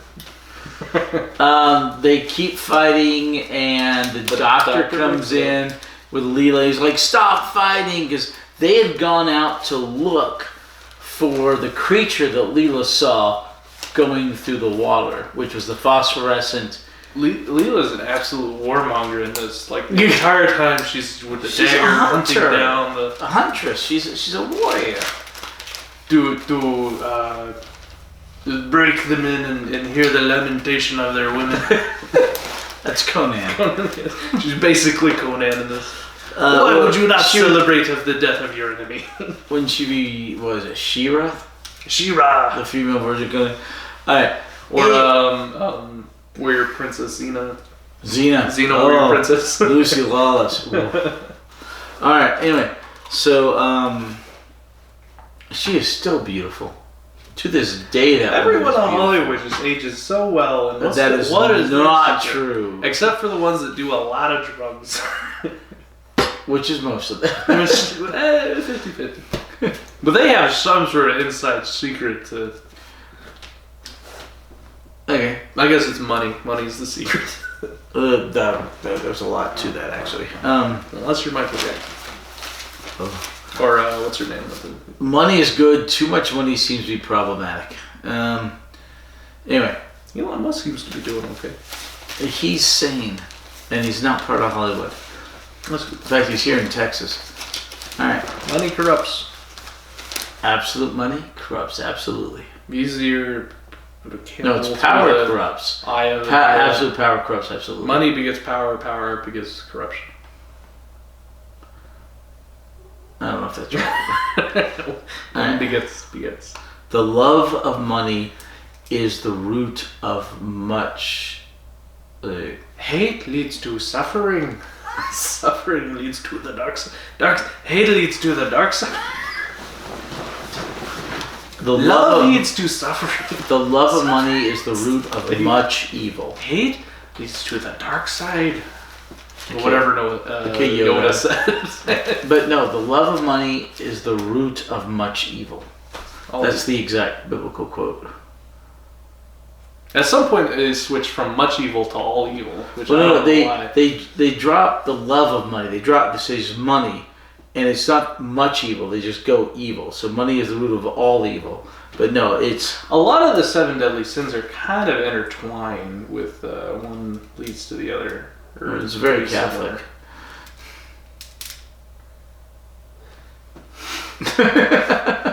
So Palmerdale is a great. Okay.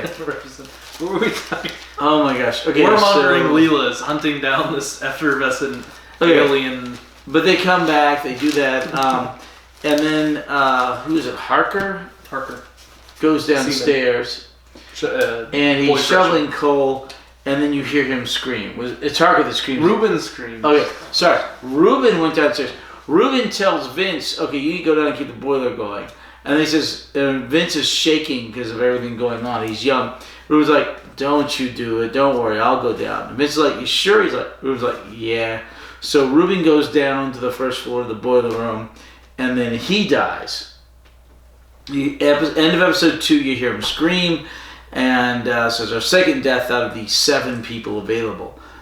Beginning of episode 3. Halfway through. Alright. Look here, your hour and 28 minute timestamp. Halfway there. Almost done. You know, I looked at one of our videos the other day, and I mentioned a timestamp. It wasn't too far off. It wasn't. It was close. I said an hour is like 42 minutes or something. I bet I'm closer. You maybe. I'm really confident about that first 28 minute timestamp. I'm not at all confident of the second timestamp. I know time loses all meaning. What time is it? Time meant nothing, never will again. Let's do the time warp. Oh, Hey. it was not the quote I was expecting. It's from the song The Time Warp. Yeah. And I'll show you that video with the Doctor Who Hillywood. Yeah. Yeah, I love that. All right. So anyway, I was trying to say Bollywood, Hollywood. No, Hillywood. Yeah. All right. So anyway, so Ruben's dead, and they're like, okay, this sucks. Bring his body upstairs. They do that. Then the doctor's like, okay, we need to secure the place completely. The doctor comes in, he goes, by the way, let me tell you something. This lighthouse is under siege and we're all likely to be dead by morning. And he smiles. I thought that was episode 3. We're in episode 3. Oh, yeah. Okay.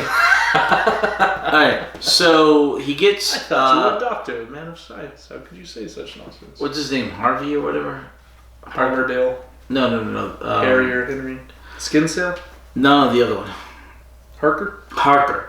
Harker goes down, and the doctor's like, okay, you need to go down. You keep shoveling the coal into the boiler, and you need to barricade the door, which he does.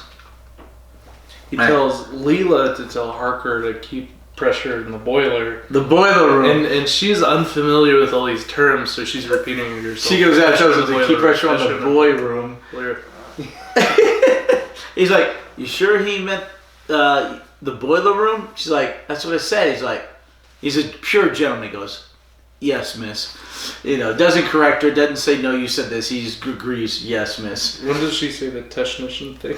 Oh, that's like episode 1 or 2. I think it's 2, yeah. Yeah, technician, because from the Tesh from 3 serials ago. 17. The 17 and the Tesh. Maxie. I'm not a technician. So anyway, I only caught it this time after seeing it several times because of the subtitles. Right. Because I caught it. Yes, because you got it and the subtitles. Yeah. So anyway, we caught it together at the same time. Right. So anyway, so Harker's down at the bottom. He's got the door. He has the door barricaded. He's feeding the boiler thing. Vince is up the top, pulling the deal, keeping the steam going out, giving the horn sound so that more ships do not hit the rocks. The secretary, what's her name? Adelaide, is freaking out downstairs. She's with Skinsale, and who's still laughing at the whole situation. Yeah, well, he's kind of like, I've seen worse. I was in the wars in India with the British military. He's some stuff. Like, and what's his name? Parker or whatever? Harker? Huh? No, not Harker. Starts with a P. Nothing starts with a P. Bahanyak. Palmerdale. He starts with a P. Alright. Palmerdale's like, oh, I gotta get this message out. Does anybody know how to operate this machine? And finally, Vince? No, hold on. He tries to get... Skinsale to operate the machines because he said, no, I won't do it. So he goes up the stairs and he talks to Vince. And he bribes Vince with 50 pounds now and 50 pounds later, 100 pounds, which is a fortune in 1906. 100 pounds. So very heavy. Right. To send this code. And then the doctor comes up and what's his name? Palmerdale? Palmerdale? Yes. It's such a weird name. Palmerdale hides out on the little balcony ledge on the outside. And so is Marmalade, but he's counting. Yeah. So Palmerdale hides out, and the doctor's talking to Vince. Vince kind of stashed in his pocket the 50 pounds. Skin Sale's hiding to over here, Palmerdale. No, not yet. Oh. Well, the doctor's hiding. Skin Sale, no, he went up to find him, overheard that, and went back down. Then the doctor went up there. And then this weird green luminescent glob climbs up on the outside of the lighthouse and kills Palmerdale with another electric shock. Then Palmerdale falls over and hits the ground. So now we have, and then there were 4. So then the doctor goes down. Vince kind of looks around for Palmerdale, realizes he must have fallen off. Vince takes the 50 pounds, which is a small fortune, and burns it with a match because he realizes if Palmerdale had gone off the side. Wish I could burn 50 pounds. If Palmerdale, I've got 50 pounds if you want to burn it. No, British pounds. I've got 50 pounds. No, you want to pay me for the pounds, I'll let you burn it. Like $65. Yeah, right about 65, 67. Yeah. I'd rather burn these pounds. But no, remember we're going to the United Kingdom in June for vacation. So I bought some British pounds ahead of time. You bought pounds? Yeah. Exchanged ahead of time. Right, exchanged it, which is sad because apparently the dollar's getting stronger against the pound. So I'm technically losing money currently. I mean, yeah, alright. I don't know why the pound's going down. I think the dollar's just getting stronger because the world economy's kind of messed up right now with everything going on. But besides that. Anyway, so $5 for a pound of ground beef. Yeah. Not even the really lean kind, like the 85-15. I like 85-15. It fries really well. Me too. I mean, but like the less fat you have, the more expensive it is. Right, but I like the 85. So I'm not even talking about the 93. I'm talking about the 85. Yeah, that's $5 like, per pound. Yeah. I'm just saying it's expensive for hamburger beef. Yeah. All right. You try to make some manwich sloppy joes. You're like, well, this is as much as eating out of a restaurant. Frito pie. Yeah. It's a lot to fry up some beef. Well, that's what I had for dinner. Fritos on the bottom, Tostitos queso on top, and then you put baked beans on top of that, and you nuke it for about a minute and a half, and it's so good. Where's the minced hamburger meat? Nowhere in there. Huh. It's Frito pie. Well, you just wanted to talk about your dinner then. Yeah, it's good. All right. I was talking about hamburger meat, and you're like, speaking of Frito pie. Wait, what? All right. There's no hamburger meat in it at all. All right. There's no meat in it at all. All right. But you can have meat on keto. I'm not on keto. Oh, for right now, probably at least till we get back from vacation. Let's stay off keto. This entire year so far, I've been off keto for 3 months now. There's healthier ways to be on healthier diets, healthier lifestyles. I like keto. Ketoacidosis is dangerous. Why do you think I'm off keto? But I like keto. Stay off it. I could just when I'm off of keto. All right. You look good. Thank you. I'd like to look better, but it's not about how I look. It's about my health and how I feel, and whether or not my pants fit. Okay, so the doctor then comes down, and they start looking. They realize that Palmersdale's gone over the edge. The doctor takes a skin sale, and was it Vince? Vince. And they go out and they go looking for him. Yeah. Meanwhile, Harker's guarding the door. Harker's guarding the door, and Adelaide he leaves Leela to deal with Adelaide because all she can do is scream and faint. Scream and faint. Hysterics. She's the not accustomed. She's never seen death before, as Leela puts it. So she probably has, but also she's very romantically interested in Palmerdale. Yeah, who knows? They may have been a thing, but she was his secretary. You get the sense that it's more than a professional relationship. But either way, she was incredibly devoted to him. Yeah. Either way. Yeah. So they go out, they look for his body, they bring his body in, they take him to the crew room. She screams, she freaks out. And like we said, Leela's like, has she never seen death before? What is this? In the meantime, Ruben shows up. He's been declared dead, but he kind of walks in, and he sickly pale, red eyes. Right, he's kind of looks like he's seen a ghost. You know. Parker says, "What are you doing here, Ruben?" And Ruben's getting this. Yeah, don't you ever bother see me. Men in Black 1, where like the cockroach alien puts on the skin of the farmer guy, yeah, and he's all stiff and he's trying to adjust the skin of the face, and he goes sugar and water because this is a cockroach and he's sugar. And yeah, great. You get that sense where he's kind of like twitches his neck and he has this sickly, gross smile, and he grins at Harker, and then you just hear Harker scream as he goes to put his hands on him, and then there were 4. Yep. 3, 4. No, 4. And an imposter.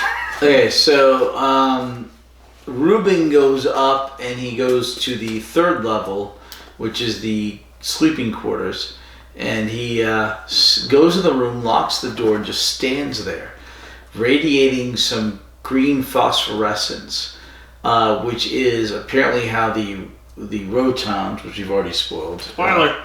What's a spoiler? We've already talked about communicate. So he is in there, and the doctor and Leela are trying to figure out what to do. The doctor's trying to get in the door, but it's solid oak. Leela goes down to the bottom where, this is when the doctor's talking to the guy up above, Vince. Leela goes to the bottom and talks to Harker. Is that his name? Harker's dead. Vince? No, Harker's not dead yet. Harker just died by Ruben's. Well, he's about to. Yeah. He's not dead yet. Oh, I thought he died. She goes down and talks to Harker. She gets the sledgehammer. She starts sledgehammering the door.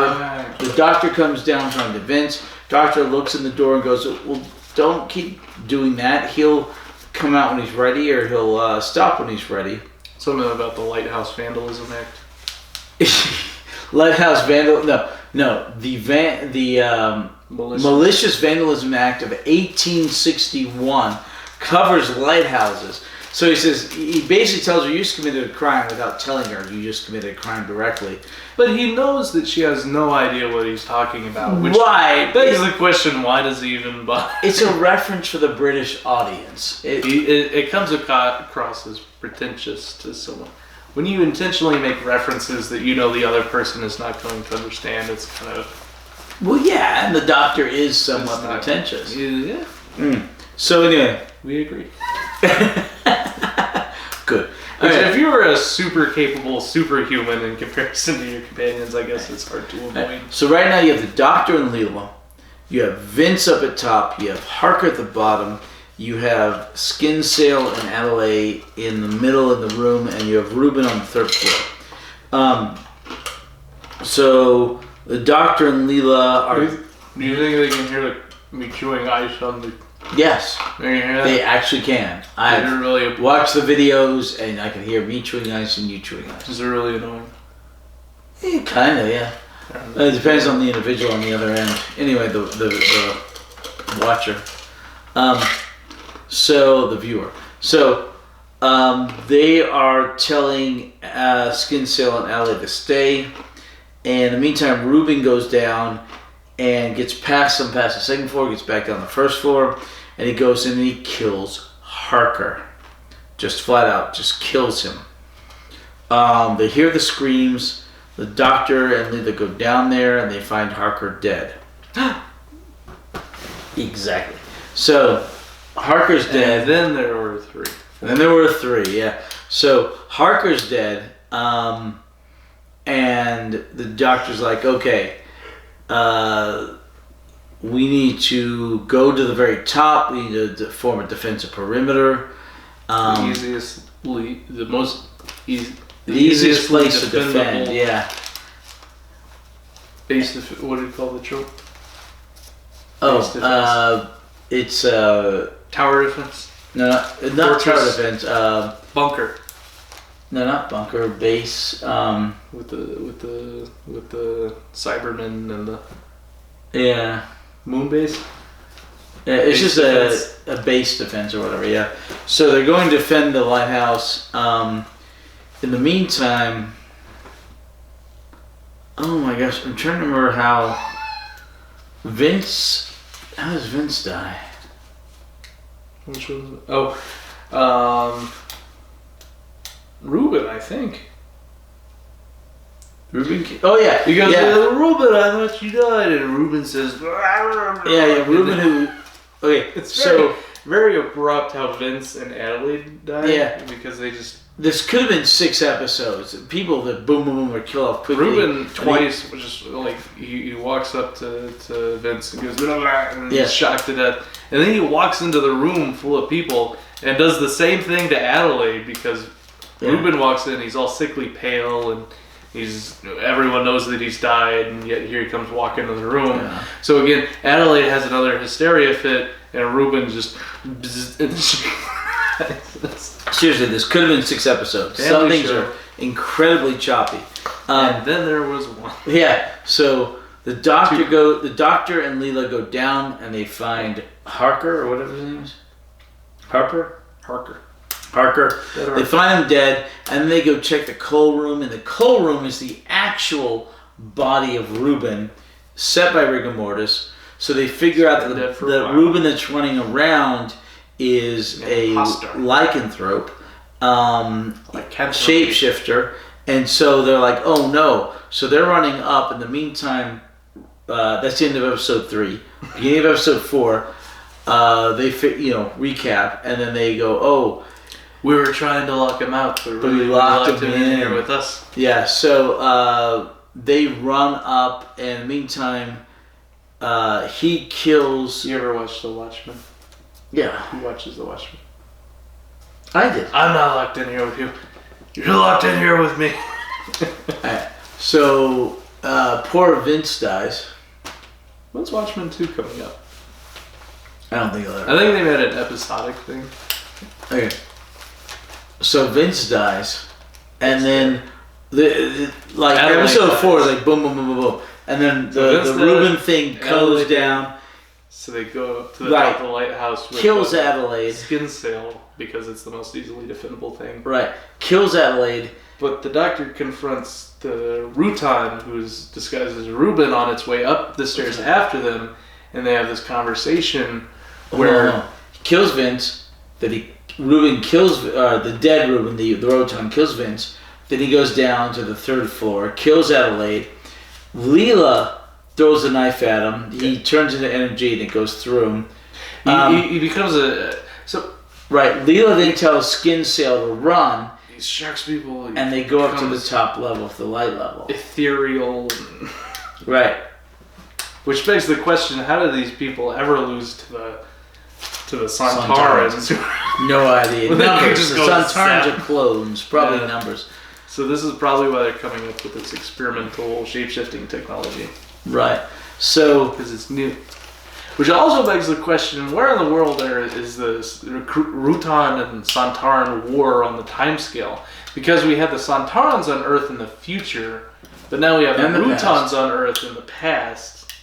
But also the Santarans in the way, way past. So we have Santaran on Earth, Rutan on Earth, Santaran on Earth in the timeline. Wait till we get to Flux. You'll have an entire alternate timeline where Russia's Santarans. The Russians are Santarans? No, Russia is Santar. And the country of Russia is all Santarans. It's called Santar. I think Russians are already Santarans. Well, that's the Irish or potato people. Yes, you're a potato head. How many potatoes does it take to kill an Irishman? 0. None. All right. So anyway, the doctor then confronts. So we just lost our last Irish viewer. we lost our last Santaran viewer. The Santaran is, I'm done watching this. Oh, these puny humans. Alright, so, so the Doctor, Skin Sail, the last non-Doctor companion alive, and Leela get up to the top level. They take the flares and the sort of the mortar flare gun. So the Doctor again is leading the caboose up to the top of the lighthouse, and he confronts the Rutan, who's disguised as Reuben, and they have this weird Bond villain-esque dialogue moment. Correct. Where the Rutan doesn't know that the Doctor's a Time Lord, and he calls him this primitive bipedal and these puny Earthlings. Right. And the Doctor has him. He's like, the gig is up. We know you're a Rutan, and the Rutan doesn't at all question how this Earthling knows that he's a Rutan. So he goes, "Finally, I can shed this primitive form."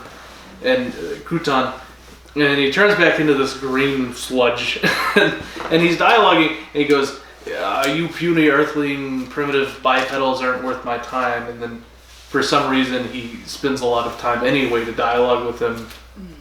Mm-hmm. For some reason. And then the Doctor knows he's a Rutan, and the Rutan doesn't at all question the fact that the puny Earthling knows that he's a Rutan and sees through his shape-shifting disguise. And basically, the reason why there's Santarans in the medieval ages and on the 20th century with Rutans, and then in the future, Santarans come to Earth again, because apparently Earth is a very strategic position in the galaxy. Which makes no sense. A weird staging area. Not at all. Maybe it's something to do with resources. And so you have this Rutan dialoguing about how puny Earthlings, and we're taking the Earth for a strategic position. And he shed back into his Rutan form, which is the sludge ball. And they have this conversation. Jellyfish.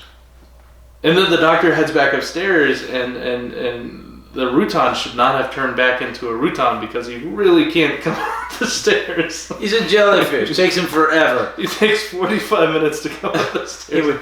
But the Doctor, threw a stick of dynamite or something? What was the first thing? They take the flare and they light the flare and throw it at him. Well, at first he does something. He throws some firecracker at the thing flare that makes him wail. And then he goes upstairs, and then they turn the flare cannon and they stick the shrapnel and everything, and they're setting up this booby trap for him to come back upstairs again.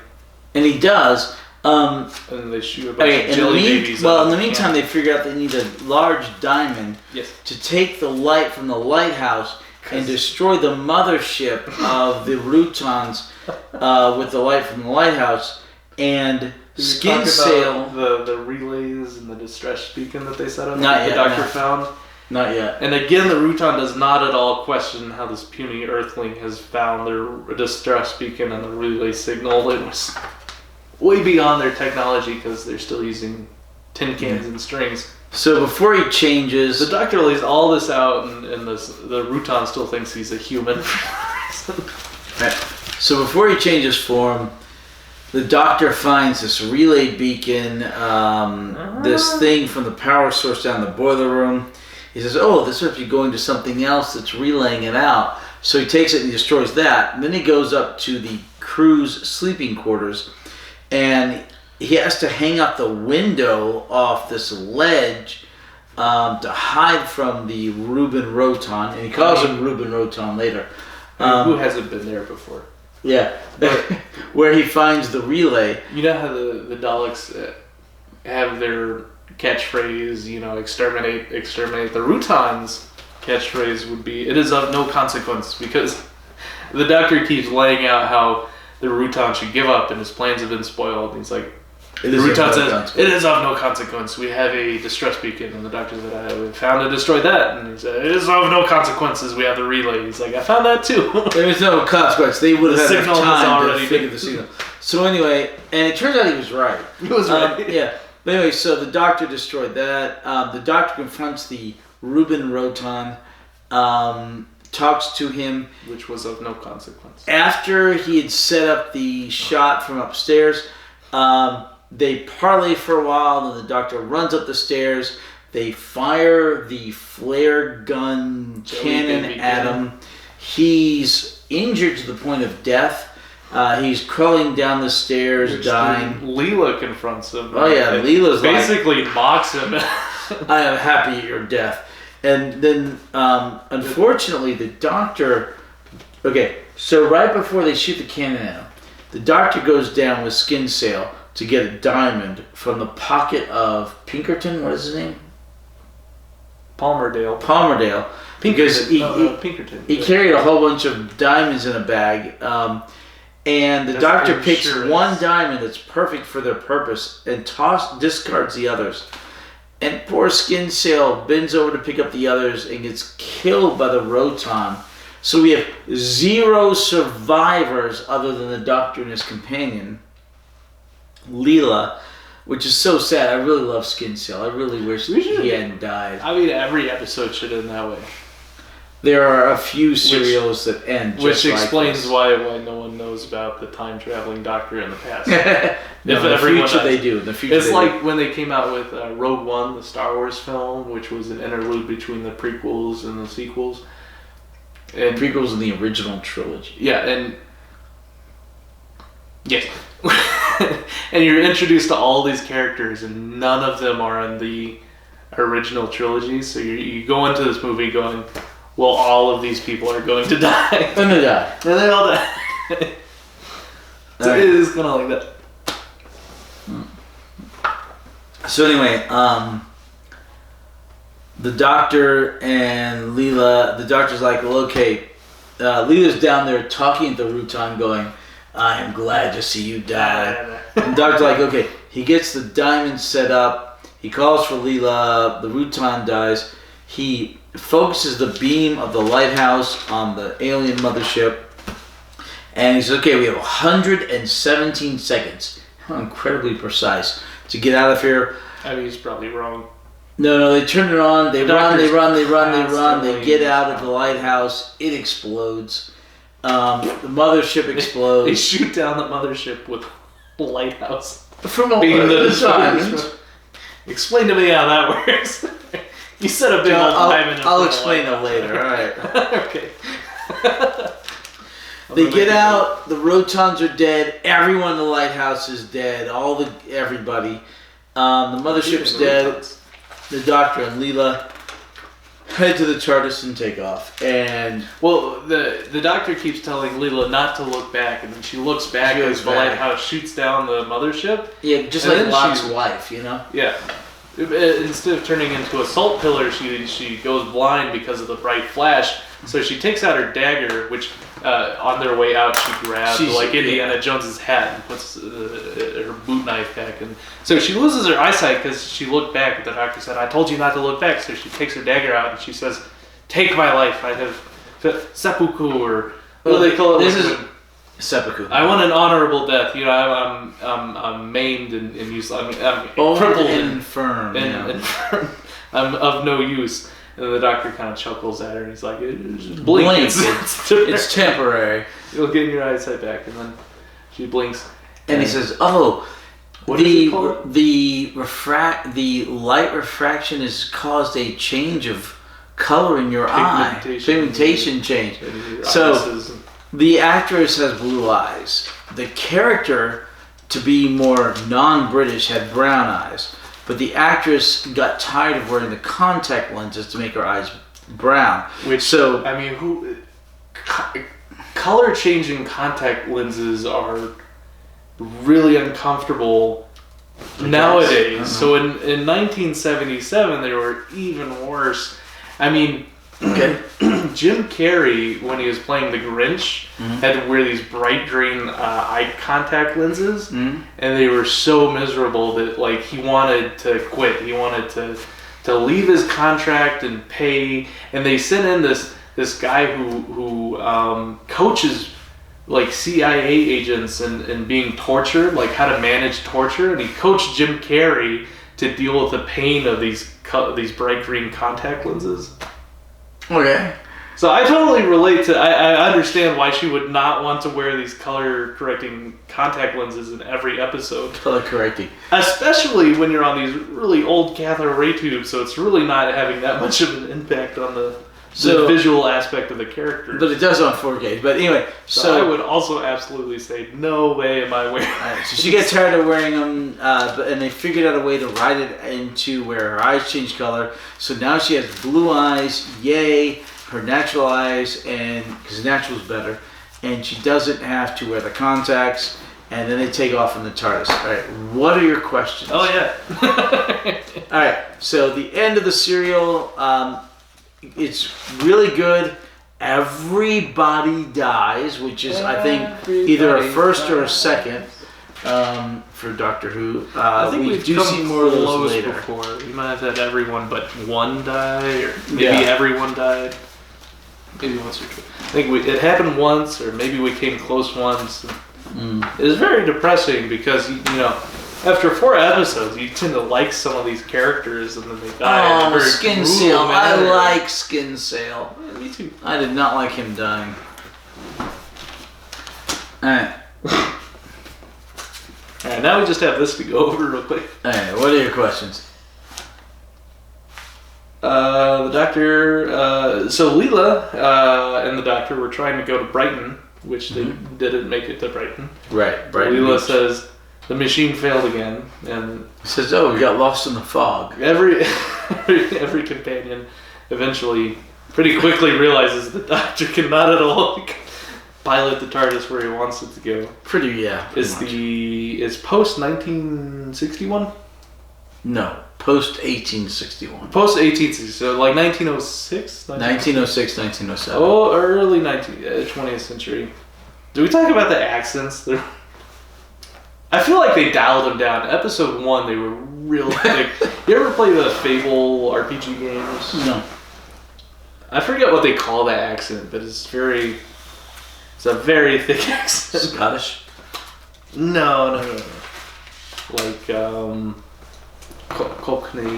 Cockney. But I don't think that's it. Okay. Old Cockney. It's a very unique accent. It's weird that the lighthouse is crewed by 3 people, right? Because normally lighthouses only have 1 person manning it. But also it's 115 years ago. But it's apparently they're just now introducing electric generated lighthouses. Yeah. So it's a new technology, so that's probably why they have 3 people manning But it. you need 3 because you need 1 guy sleeping, 1 guy manning the boiler room, and 1 guy manning the light / the horn. I just thought that usually there's really only need for 1 person in the lighthouse. Like lighthouses are 1-manned operations. No. At least 2 minimum. I guess back then. Nowadays it's just 1, right? I haven't been to a modern lighthouse. All the books that I read is the job of a lighthouse keeper is a very lonely job, and it's 1 person who's kind of just. I don't know. But okay. Maybe that's just a thing. That one had books. 3. Lighthouses are very popular in like Cthulhu-esque eldritch horror stories. Right. I love the whole theme of this episode. Even though it was very... I feel like they're intentionally trying to save money on this episode with the whole base defense 1 set, and then even the TARDIS miniature and the ship miniature. The sets weren't really... It was a very low-budget episode. Right. But do you agree it could have been like 6 episodes? I agree that I love the aesthetic. Right. 5 episodes. I don't know. Okay. 6 would be stretching. 5, but it was like boom, especially people dying later on. Boom, boom, boom, boom, boom. Episode 4, death. It was like death. Yeah, I mean seriously, it could have been at least 5. 8, including the Rutan plus the mothership of.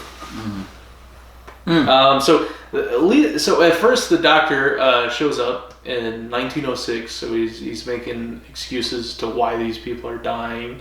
He got shocked by the electric generator, and then Vince is like, "Why did I see him walking around?" It's like, well, I thought he died by the electric shock from the generator, but he was just stunned. Electricity does strange things. He wandered out and fell into the sea.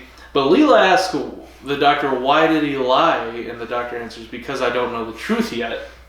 But that seems a weird reason to be. You know, if he suspects that there was foul play afoot, that would cast less.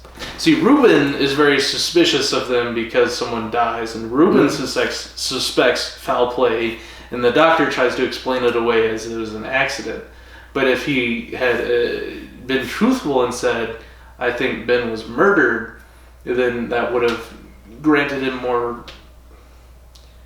Why is the doctor lying? Because he doesn't have the full truth. Because the doctor lies. Does an absence of evidence justify deception? Which, in a larger sense, does the doctor's ends ever justify his means? We talk about the nature of the doctor a lot, and how I think he's very kind of pompous or arrogant, but also I think he genuinely, he maybe means well, but he does bad things and ends. But he also does a lot of good things. He's responsible for a lot of deaths sometimes, but also, so I don't think the doctor's always justified in his actions. I don't think his ends always justify his means. No, and there's a lot of questionable morality. I mean, there really is a lot of questionable ethics, but that's life. We talk about Vince burning the money. Yes. I didn't get that right away, but then you explained that it was because the guy that gave him money ended up dying, and he didn't want to be suspected. Yeah. Oh, he's dead. Oh, why do you have all this money that he would normally have on him? Yeah, he would be suspected for murder. Episode 3, I said, I have no notes for this episode, but it was very good. Okay. Episode 4. Episode 4, very much in contrast. I have a lot of notes. We talked about some of them already. Also, we talked about the Rutons and the Santarans and the alien. The Rutons, they have these electric capabilities, and they can kill someone by shocking them with a single touch, and they become ethereal, so they can basically dodge projectiles. And they're working on the shape-shifting technology. Right. And then, in contrast, you have the Santarans, who are basically very strong. It's like, how on earth are the Rutons losing to the Santarans when Santarans are making batches of millions. They have so many numbers, they are overcoming them, yeah. And then, I'm guessing, there's probably other factors. Maybe the Santarans have vastly superior fleets of spaceships? No, they just have vastly superior numbers. Okay. Well, as far as we know. Because quite literally, this is the only time we've ever seen the Rotons. Right. And then, so we see the Santarans come to Earth in the medieval... Do the Santarans have time-traveling machines, or just regular space-traveling machines? Just regular space-traveling. So they come to the Earth, and Lynx comes to Earth in, the Castle Ages. The medieval times. Yeah. Okay, Santarans come back again and again as bad guys. And then we have the Rutons. Only time we see the Rotons. Yeah, the Rutons come to Earth in 1903, 1906. They're working on shape-shifting technology, which we get the sense is a new technology for them, because they kind of... Moderately. He kind of hints at the fact that he's working at the bugs. But then we have the Santarans show up again way later in the post-Earth era. Mm-hmm. But also with the Doctor's interactions with the Santarans, we kind of get the sense that the Santarans they're warmongering, very strong, aggressive species, but they're not too bright. You can kind of reverse psychology. You can talk them into some bad situations. Yeah. So if the Rutons have had years and years and years to work on these, hundreds of years to work on the shape-shifting technology, mm-hmm. and they seem to be way smarter than the Santarans. Mm-hmm. And with shorter numbers, you think they'd lead to shape-shifting espionage. I just don't buy that the Rutons are losing to the Santarans. At some point they are. I guess the Rutons are also very proud and don't... Yeah. They're also dense, because the Doctor lays out all this evidence of how he's not an Earthling and he has superior knowledge, and he still refers to it as he just doesn't care. They're very proud. So I guess the Rutons and the Sontarans are two very stupid races that are just warring it out. That's my impression. Compared to Time Lords, yeah. They have a lot of technology, but they're very dumb. So the Time Lords aren't like necessarily peacekeepers. They keep the timeline, but civilizations having wars, like the Time Lords know that the Sontarans and the Rutons are warring for thousands of years, and they just kind of let them have at it. They don't kind of interject at all. Like, no, because well, you feel like the Time Lords are kind of a self-righteous race. Like they're kind of looking out for keeping things in order. They're for order and justice, right? So you kind of think they would, with their vast technology, they would have an influence on other species warring, because warring brings a lot of death and destruction to other races. And you see them actively defend other races, but they don't really. They very much take a back seat, which again leads me to the question of morality of the Time Lords as an entire race. And then we have the Doctor. He kind of leaves the Time Lords because we have the sense that he doesn't agree with the morality of the Time Lord society. But I also think that the Doctor is not morally just in a lot of his actions. Agree, disagree? Alright. I'm gonna go use the restroom real quick. I'll be right back. Well, that's the end of my question. Well, no, hold on. You keep talking. I don't know what to do. Alright. Knight to King Rook 3. Alright. You keep talking. I'll be right back. Your I knight will is answer backwards. your questions. You fool, you have left your knight exposed. He is facing the wrong direction. Pawn. He's facing my way. I thought he was back. Alright, anyway. Bye. I'll be back in a minute, and I will use the restroom, get some refreshment, and I'll answer your questions. That's so long. It's like 10 minutes I'm going to be by myself. I have no idea what to talk about. It's always very awkward for me to keep the conversation going when I'm the only one in the room. But it's also very opportunistic because now we get to talk about whatever we want now that Hatter's gone. Let's talk about Dungeons and Dragons. I've been playing Dungeons and Dragons, which is something I've mentioned on the podcast before because I'm this big old geeky nerd and I always wanted to play Dungeons and Dragons, but I could never really find a play group. But now my coworker started a play group, so I'm very excited. I'm playing this really dumb sorcerer, because sorcerers are spellcasters, and normally spellcasters, wizards, and warlocks are very smart people. They have high wisdom and intellect. But sorcerers, their main stat is charisma, which means you can be this fantastic spell slinger just because you have a lot of charisma, and your intellect's basically your dumb stats. So it goes like charisma, constitution, and then dexterity, I think, and then really, I guess, I mean, you could put, a decent amount of points in intelligence and wisdom, but there's no real need to. I think your main three stats are charisma is number one, your spellcasting slot, and then constitution, because you don't want to die in a single hit because you're a caster and you're kind of squishy. And your third stat, I think, is dexterity, because that's sorcerers use dexterity for a lot of saving throws. So then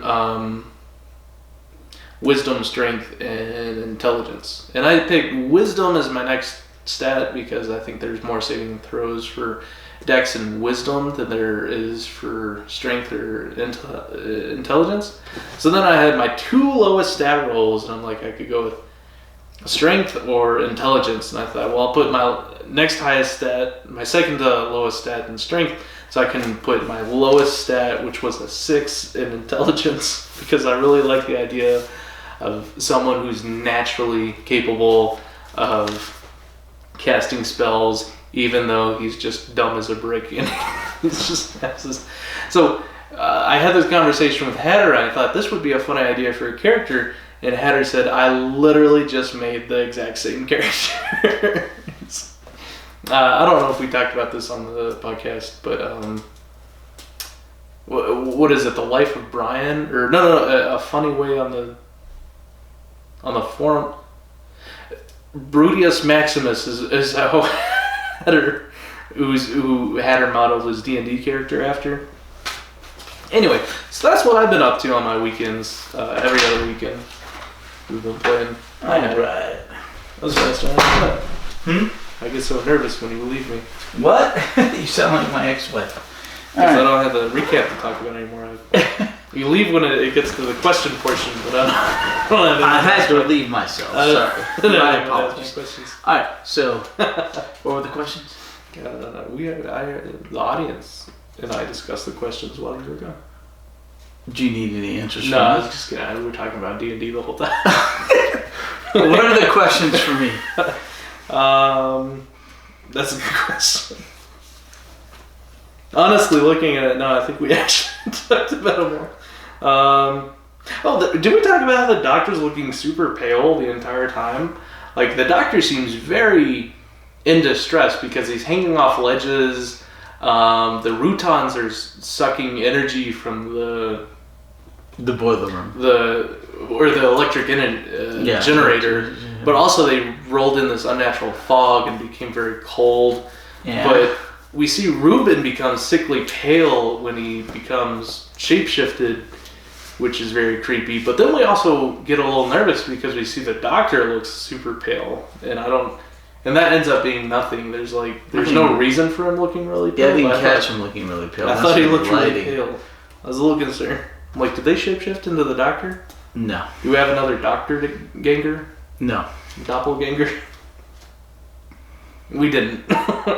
I didn't know why he was pale. Apparently it was nothing. I don't know. Something to do with makeup that day. Makeup was on strike that day.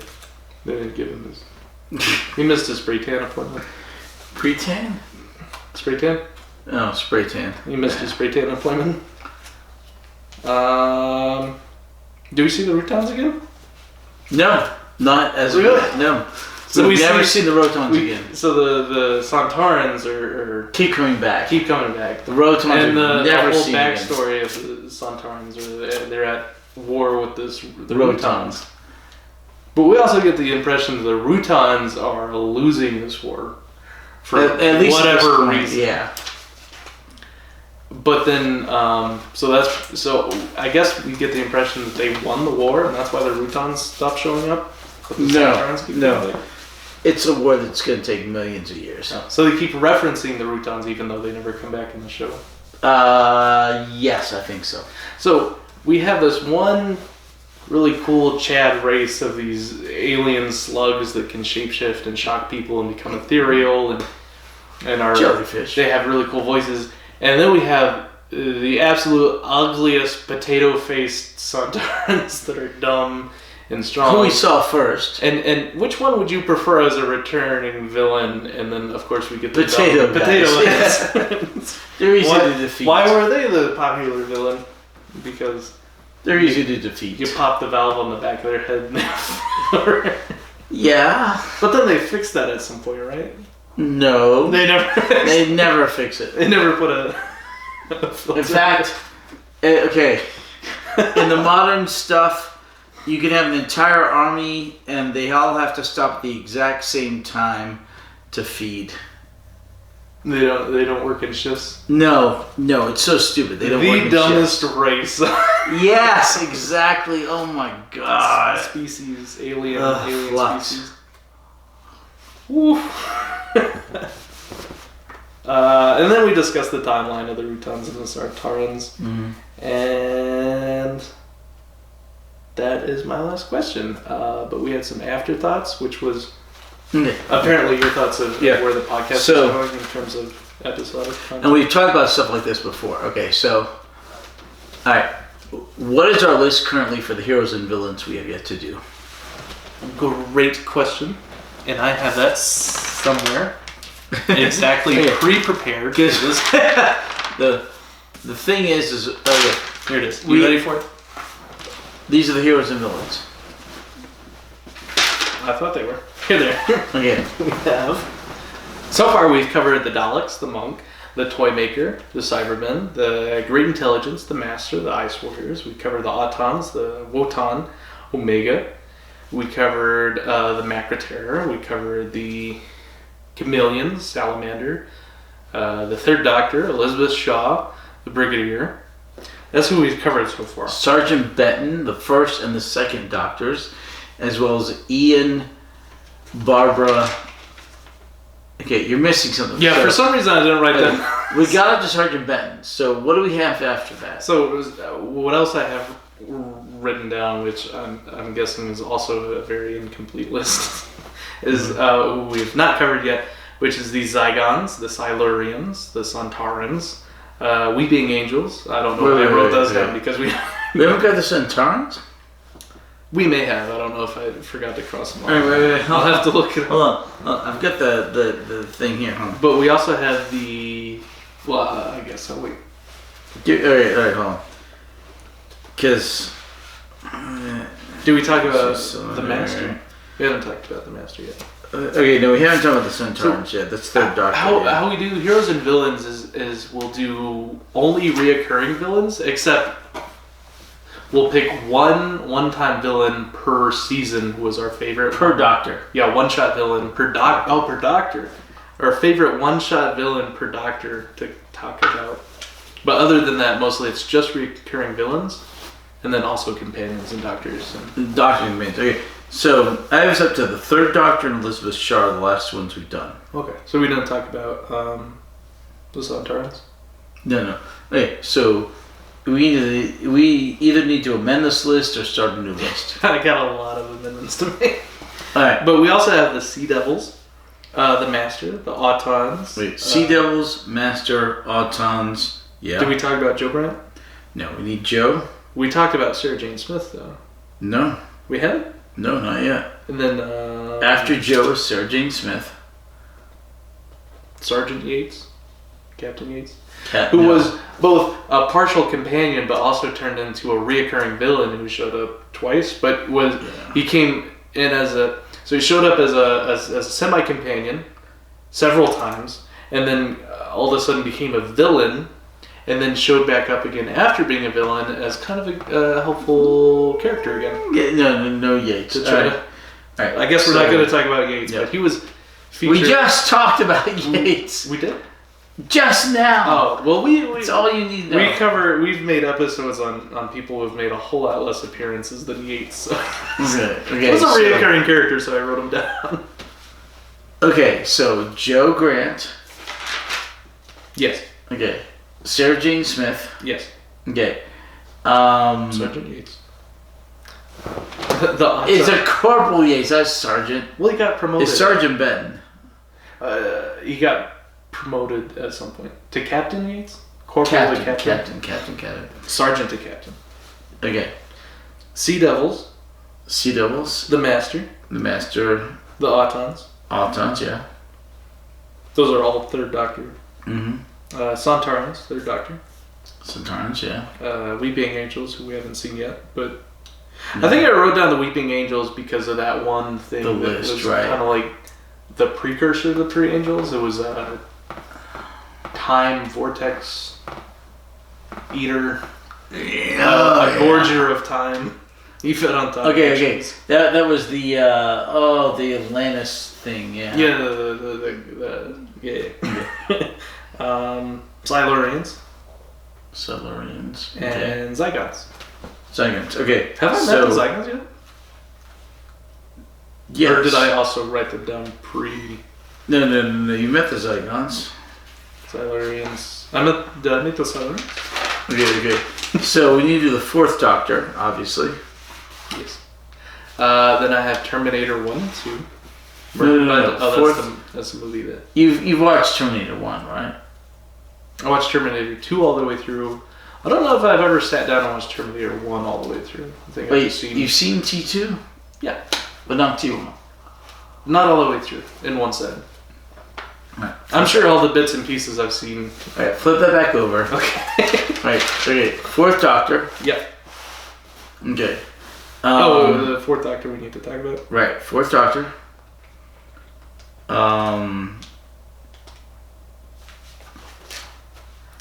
In his Venusian fool. Henry Sullivan. Who's that? The actor that plays the Fourth Doctor?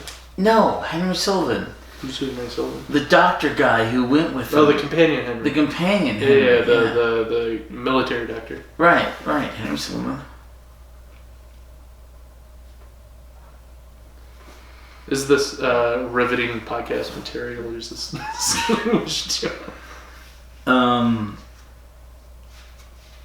Well, I mean, if they're watching to this point, they're dedicated, you know? This is where, like, the credits are rolling and you have the two newscasters talking to each other with the audio code. Okay, Leela. Leela? Well, we haven't finished Leela. No, we can talk better.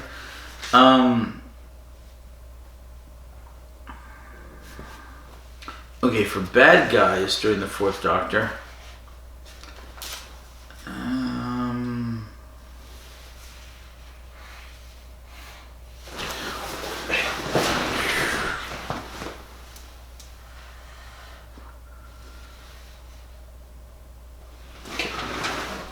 The Zygons. I have them written down. Okay, they show up in the Fourth Doctor, the Zygons. Okay. Who is it? What was his name in the Pyramids of Mars? The guy that was kind of like the Master. The Master-esque villain. The one who was stuck in the pyramid. Yeah. What was his name? He's kind of like the Great Intelligence. Well, he's like several bad guys, but we'll figure him out. The Pyramids of Mars.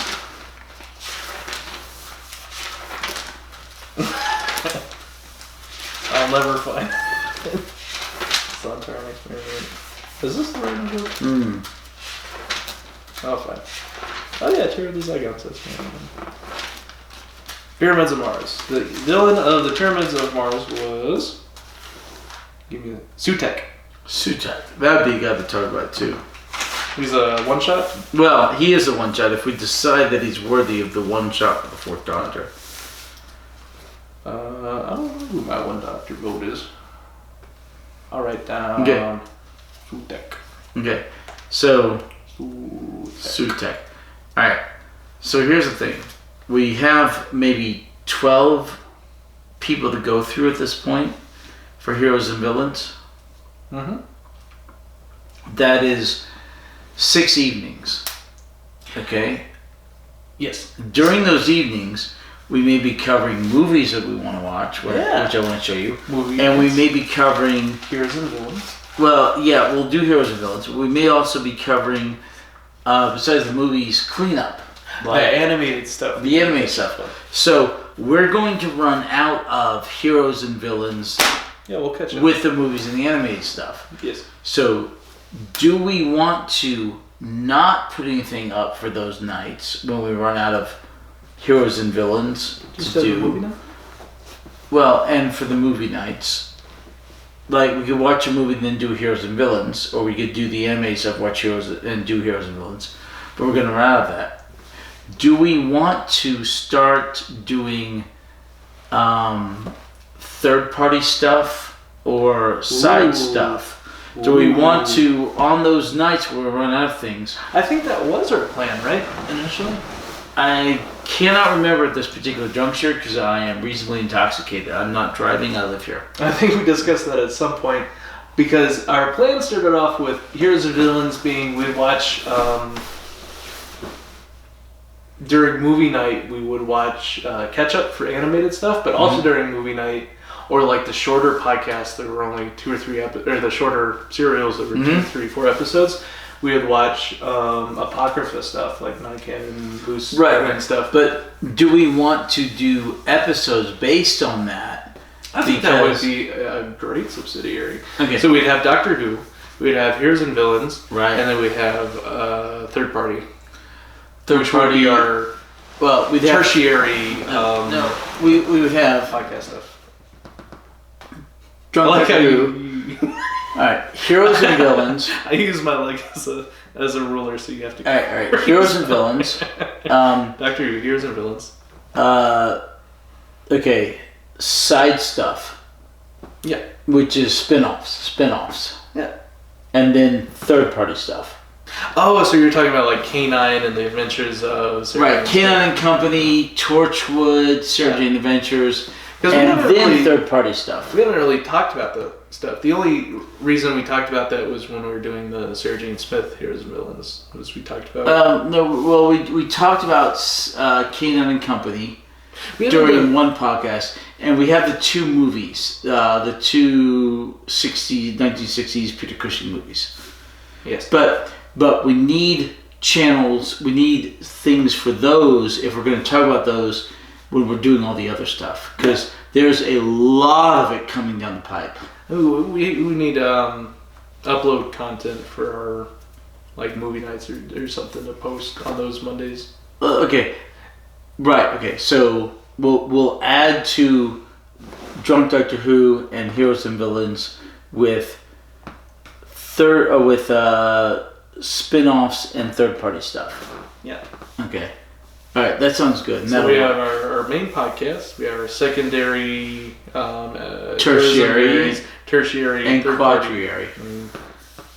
Our pre-antepenultimate podcast content. We're expanding the channel into. All right. Let us know in the comments below what you would like to watch. Or if you Please, we have no comments on hardly any of our episodes. Please comment. Sick of it at this point. Yeah, most of our comments are date Russian women or something. Hey. It is your turn. Apparently, I can only make my turn on.